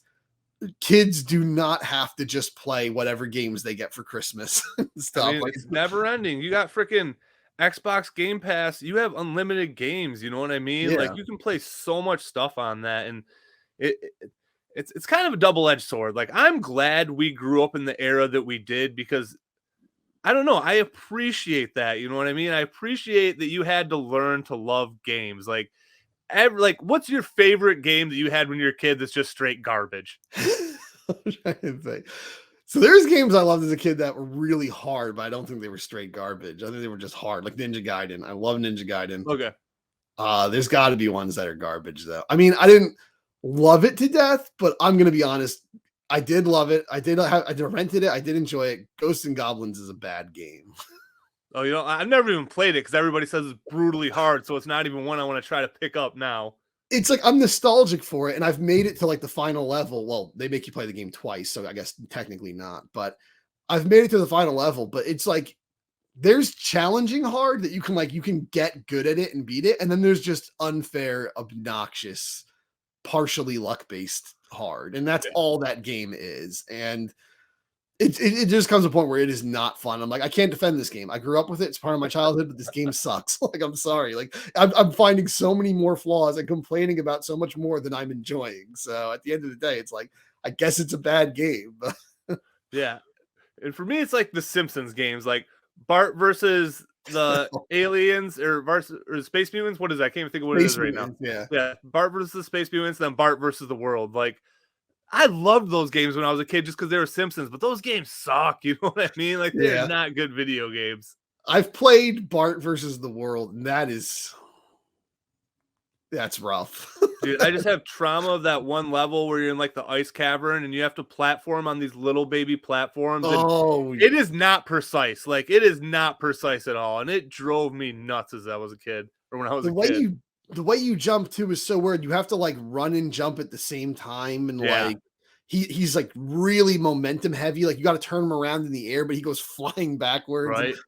The stage I never could beat is the level after that one where you're on the ice, the little iceberg thing, and you're jumping on it to make it move in the water. Oh yeah. And at some point it collides with another one, and you got to jump. You got to jump before it collides. Yeah. Yeah, I can't do that. Like, it's just every time I've tried to do that, I just die. And they have those slide puzzles with like the images you got to do. It's like there's so much stuff. So that's where I learned to do puzzles like that. And that's, again, what I really loved about that game is that mini game crap. I loved all that stuff. Yeah, they had all the ones. There was like the one with the igloos with like Maggie's in the igloo or whatever. The old 3-card Monty. And they had the Mario 3 one too, where you like match up the characters' faces on the backs of cards. They had like all the cards laid out. You got to flip them over and find both the Ned Flanders and stuff. And see, so even out of a terrible game, we still have these good memories. You know what I mean? That's what I'm thankful about. But kids today, they have it a lot easier. And this game, I don't know. It's for a modern game, like I said, I can't believe how good it is for a beat 'em up, especially this day and age. I mean, the beat 'em up genre seems to be one that's, I mean, what else is even going on in the beat 'em up genre other than this game? I couldn't tell you another beat 'em up that I've played in God knows how long. Yeah, I don't know. I mean, I personally thought it was a genre that was dead, because I remember there was the Scott Pilgrim one that came out that was like really popular. But I mean, that's going back to like what, 2009 now or something when that came out. So that's old at this point. But that's like the most recent one I can remember. Everyone's like, oh, it's like a classic game, but better and everything. And I mean, when that's the most recent one I can think of, that means the genre is probably not doing too great. So, there was a Double Dragon Neon that came out in like somewhere in the 2010s, but Way Forward did that. Way Forward, they did Contra 4 and all that stuff too. Boy and His Blob remake and stuff. But yeah, I didn't think these were a thing that still happened. Oh, I stand corrected. They just made a new Streets of Rage 2 years ago. Okay, yep. Another thing I don't even think we've touched on yet is just the art style that they went with the 16-bit instead of trying to make it like hyper modern and real, which also just added a shitload of charm to the game because it does a great job of looking 16-bit, but like crisp and cartoony at the same time. You know what I mean? Yeah, it's kind of like the perfect blend of like the Turtles in Time art style and the actual art style of the cartoon show. It's like the marriage of the two. And it definitely has like a stylization. Everything's like kind of like cuter than it looks than it looked in the past. Like everyone's like got a little bit of a bigger head and everything. Everything's a little cutesy. And this is where our gorgeous looking Rat King came from as well. Yeah, I've seen the hairstyle is like the same. Yeah, it works in the context of that game. It doesn't work for a recreation of the classic, figure. But yeah, the art style is real. It's really clean. It's really crisp. It looks really nice. Just like this sounds like such a generic compliment, like such generic compliments, but it's like the colors are so freaking vibrant and just beautiful and awesome looking. They're soft and muted when they need to be, and then they're like bright and aggressive when they need to be. Right. It just awesome. And it just, like you said early on, it just feels like you're actually playing the 87 cartoon show, especially with those like in between cutscenes and stuff. And I mean, like there's probably like a little bit of like an anime edge added to like April's design, a little bit like in her face. She's like a little more like anime-ish, I guess, than she was in the cartoon. But it works for those like really, expressive one-shot like pictures and stuff. And the internet loved the one where she's like pointing, because that was like every thumbnail about Shredder's Revenge was just her pointing at like the name of the video and stuff. But yeah, it looks beautiful, that game. And I really like that. When you play Manhattan Project, you play guys like Razar and Toka, and they have these like weird inflated heads. Like they have these like big balloon heads and stuff, but then they have these little bodies because, the NES couldn't move around too many sprites at once, like too many. So now you get like Bebop and Rocksteady and stuff. They're like these huge, hulking, like chunky dudes in this game. And it just makes the bosses feel a lot more intimidating when they're all so big and massive and hulking and stuff in this game, which they weren't able to do in the old consoles.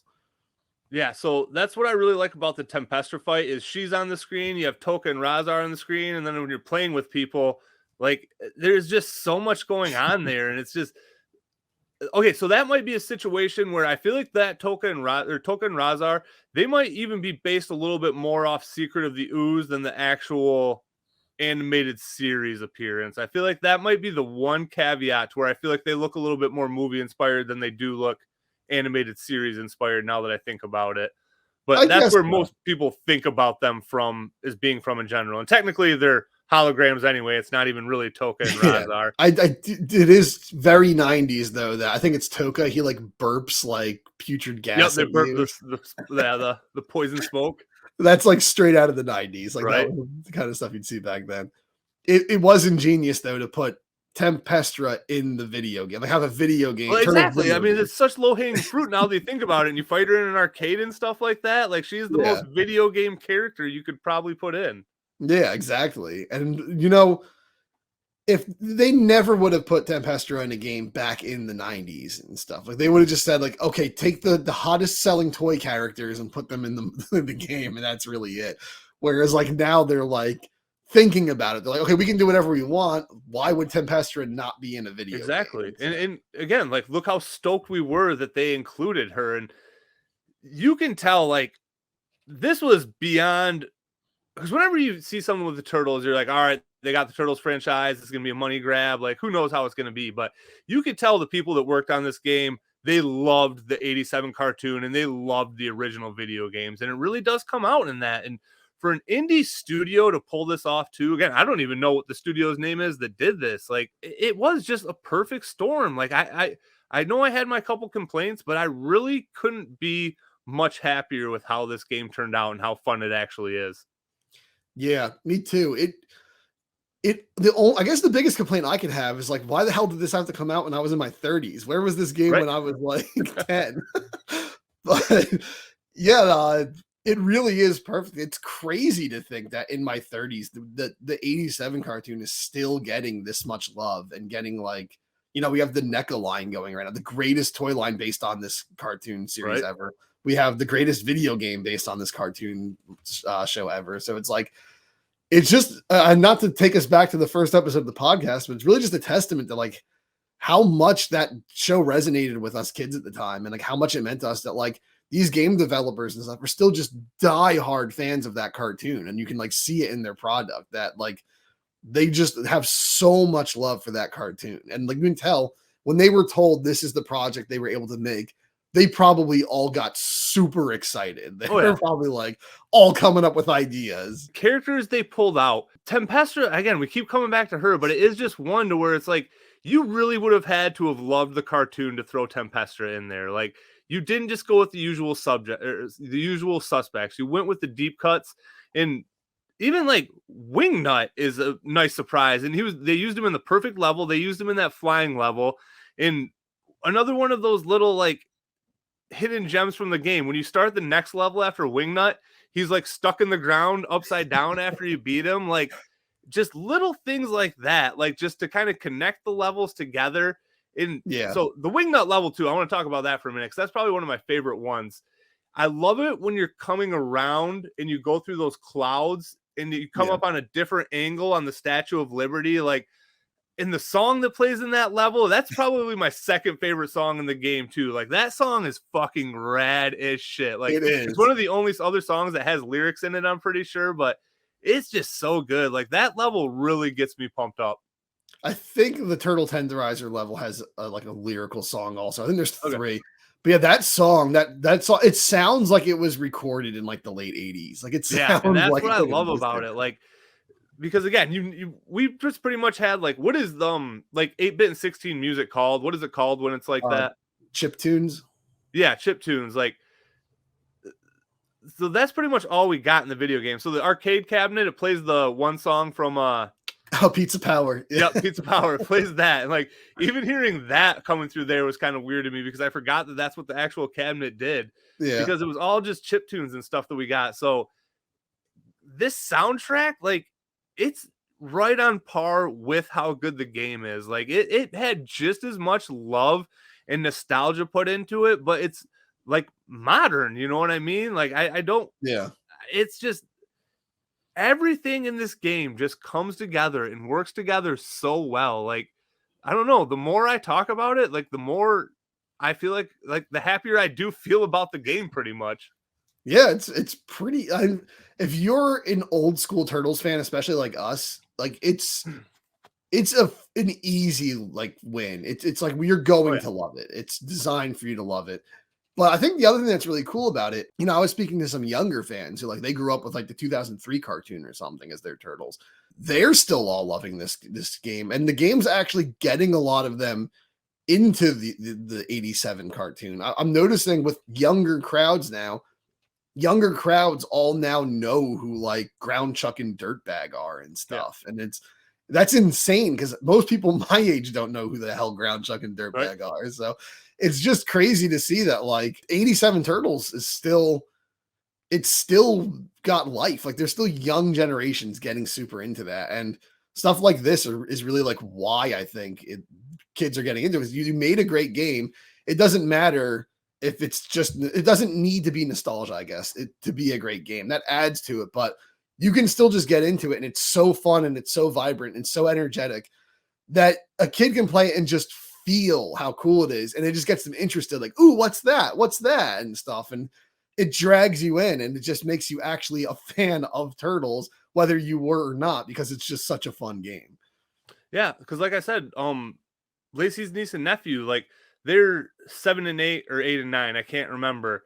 And they have zero nostalgia to the Turtles. Like, they're not even into like a modern version of the Turtles. And they loved playing this game. Like, they wanted to play it the next time I was with them too. Like, they're just very into it, because so our version of the Turtles, 87 Turtles, they're definitely like the silliest and the goofiest, but they're I mean, I don't even know. I'm sure they could be argued that the 2012 are also the funnest, but in my opinion, the 87 are the funnest. And that's just what makes this video game what it is. It's because it's fun. It's not serious. You know what I mean? Like, it's not a hardcore beat 'em up like Streets of Rage is. Like, it's fun and it's silly. And I think that's what draws kids is. I mean, if you made a beat 'em up with fucking SpongeBob, it probably would have done gangbusters 20 years ago. You know what I mean? So, like, I don't know. I think fun sells, and especially beat 'em ups are meant to be fun. Like that, like you said, just tying it's kind of all back together. Like, they're games you played with your friends. That's what made them fun, is you're doing it with the people around you. Like, it's awesome that this has online multiplayer, because clearly I wouldn't have been able to play with my buddy Josh, but like, there's just something about that couch co-op and just being together and playing a video game like that. Like, it's just, it is greater than the video game itself, because yeah, I do have fun playing this on single player, but even just playing with one other person, it's awesome. And if you've ever played with 4 or more, it's just fucking chaos too on there. You know what I mean? Like it is just anarchy on the screen. I think I played 3 is the most I've played. Okay. But yeah, really, it is just a ton of fun. And the thing is, you mentioned if they made a SpongeBob one, but the thing is, it's not even so much just the fact, because the turtles are fun, but I think it's the fact that they got people making the game who understand the brand of fun that the turtles are, and they understand how to do that well. Because, you know, just a year earlier, you had Nickelodeon All-Star Brawl, which was like a Smash Brothers ripoff. And I got it just because it had Ninja Turtle characters in it. Right. Which it never had Raph and Donnie, like our 2 favorites. But it had Mike, Leo, April, and Shredder eventually was added. I didn't play as Shredder. He was in after I was done playing. And I mean, no disrespect to the game. That game's not very good. I mean, there's a reason I think it's already dead in the water now, isn't it? Oh, it's been dead since like 2 months after it came out. Okay, like gotcha. It was then like there was the Warner Brothers one, Multiverses, and now that's even dead, kind of. Like they're still updating it, but nobody cares really. No offense. If you care, that's fine. But yeah, it's just kind of like they put the turtles in there. They were doing the 87 one, and you know, they put like Mondo Gecko in the background of a stage skateboarding, and they tried to like make the music sound like the classic one, but that's a case where like they didn't quite get the recipe right, where like you could see, okay, like you like the turtles, you get it, but there's just something special about the way Shredder's Revenge was done. Like they not only get the turtles, they get the turtles games, they get the 87 cartoon, they get what makes those great. They get how to modernize that and innovate it and bring everybody into this property. Whereas All-Star Brawl is like, okay, if you're like a guy in his 30s like me, you'll play and be like, oh, cool, Leonardo, and then you'll turn the game off. So there's not much else to it. And actually, just a side note, I just want to throw in that I found hilarious. So in All-Star Brawl, they like had a little section that was like the gallery, and they had like a render they did, like a CG render of Mondo Gecko. And I remember looking at it, that you can see on his wrist, it's like dark, there's a dark green part in the back. Like the cell shading on the NECA figures, they just posed the NECA figure and then drew it. They just like made a 3D model looking at the NECA figure, and they didn't realize that was shading. Cell shading, yeah. So I was looking at, I'm like, I know what they looked at when they made that. They looked at the NECA figures. So. But yeah, like Shredder's Revenge that's the one thing I want to say. Actually, I'm jumping all over the place, but the one thing that makes me think there will be DLC is we saw tons of villains. We got a ton of, you know, they did so much with the turtles and April and all that. They were, you know, done brilliantly. And then there was like mostly non-fighter kinds of characters in there, like the Channel 6 news team. And you could argue that the Neutrinos are fighters, but you know, they're not the most exciting. But there's no trace of like Mondo Gecko. There's no trace of like Usagi or any of those characters. It almost makes it seem like they, like, even if they were planning it or not, they were putting it on the table. Like we could always add more playable characters. Yeah. With the Toxic Crusaders game coming out, I don't think it's going to be anytime soon, but I think they're saving some stuff. I think you're right. I think there was things that were held back because if they went that deep on the villains, you know, they were just as excited, because I think that's why they threw all those good guys in as just like those little pit stop areas, because they wanted to use them. And I think they have more plans for this. If it's not a number 2, if it's not DLC, it's going to be something. I think where this game is going to have a future, because why would you not? It did so well. Everybody was so hyped on it. Why would you not want to recapitalize on it? Yeah, exactly. It was even nominated for like several game awards this year and stuff. I believe it. Like it did really well. It got a lot of like critical praise and audience praise. Like everyone kind of agreed it was a great game. Yeah. So I mean, nostalgia aside, I mean, it's a banger. Like it's got to be top 3 most fun co-op games that I've played in a long time for sure. Oh, definitely. That's something I actually miss a lot, because I'm not into like shooters too much and stuff. Like I'm not into a lot of like modern types of games. So outside of those, it seems like co-op is not really a big thing. Everything's competitive. You know, like if I play with my friends, it's Smash or Mario Kart or something where like you want the other person to die a miserable death. Yep. And I kind of miss co-op games. I always think like, man, I wish I could just play Contra with somebody or something. So right. It's like, it's nice to have like a fun retro style co-op game. And I know there's probably tons on the indie market that I don't know about. Well, I mean, even just like the game that gets the most hate on the Switch is the port of Super Mario Brothers whatever like the regular 2D one is. Oh yeah, I love playing that game with Lacey. We play it all the time because you can play co-op together on the same screen and stuff like that. And you're right, it is just nice playing a non-competitive game with a friend to where you're not at each other's throats or tensions aren't super high. Yeah, you're not embarrassing yourself. You're losing and flipping out. Right. Like it's nice. It's like you have like a common enemy with them. Like you can both hate the game when it's being an asshole together and stuff. And yeah, I missed that because that was really big on like the NES and stuff. I remember like as a little kid, me and my brother playing games a lot together where it's like, stuff like Contra and Life Force and all Battletoads. Contra's the biggest because I feel like Contra's the one where, because like Mario, you had to take turns, but Contra, you both played together on the same screen. And I think that's where most of my best memories come from of playing Contra is with my buddy Brad Pete playing with him. Like, and he had a Game Genie so we could play all the cheats, and I love playing at his house. So, and again, that's what the original Turtles beat 'em ups are for me too. I love playing them with my buddy Josh. Like, that's where the majority of my memories of those games come from, is playing them with someone else. And I hope we get something, like I said, my hopes are very high that we get a sequel, because there just isn't enough stuff like this, like you said. Like, I just named Mario and stuff like that, but there just really isn't enough of kinds of games like this anymore. Yeah, there definitely isn't. And I feel like a lot of that kind of game, because that was really big on the NES. There was like all beat 'em ups and platformers and stuff had co-op. Well, not all of them, but like a lot of them, and space shooters and stuff. And then I think like the fighting game craze happened with Street Fighter 2 and Mortal Kombat and Primal Rage and Killer Instinct and Darkstalkers and all that stuff. And it was just all about destroy your friends. Right.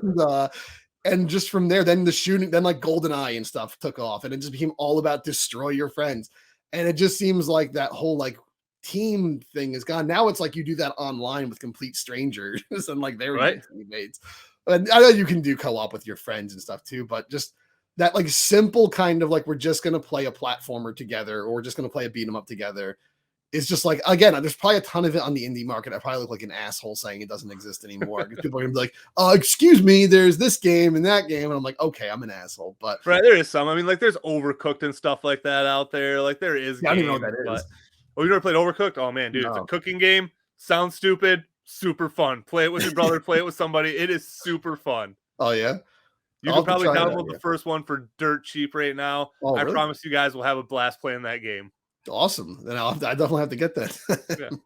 Yeah, I just missed this kind of stuff. And even Turtles, when the fighting game craze happened, Turtles stopped making beat 'em ups and made fighting games. Yep. So, they even had like the Turtles Smash Up thing in the 2000s where it was ripping off Smash Brothers and all. Right. And but yeah, it's just nice to see this. I definitely hope we get a sequel. I definitely hope this is just like, with this and the Cowabunga collection, I hope it's just a sign of things to come, that like 87 Turtles are here to stay, and we're just going to keep getting stuff for them. So, I mean, if not, this was just a great year. It would have been last year. It was just a great year for Turtles video games, and I hope that's not the last thing we get like that. Yeah, 2022 was a good year for Turtles. We knew there was a new movie coming on the way. We were getting all the coolest NECA figures. We got the best Turtles video game ever. We got the Turtles video game collection of all our old favorites.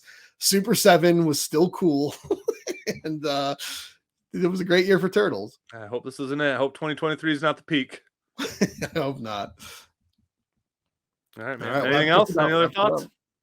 No, just about wraps it up. I mean, I could probably talk about it a little more, but we talked about everything that really matters. So yeah. All right. Good episode, man. Well, take it easy, guys, and see you later. See you later, guys. Peace.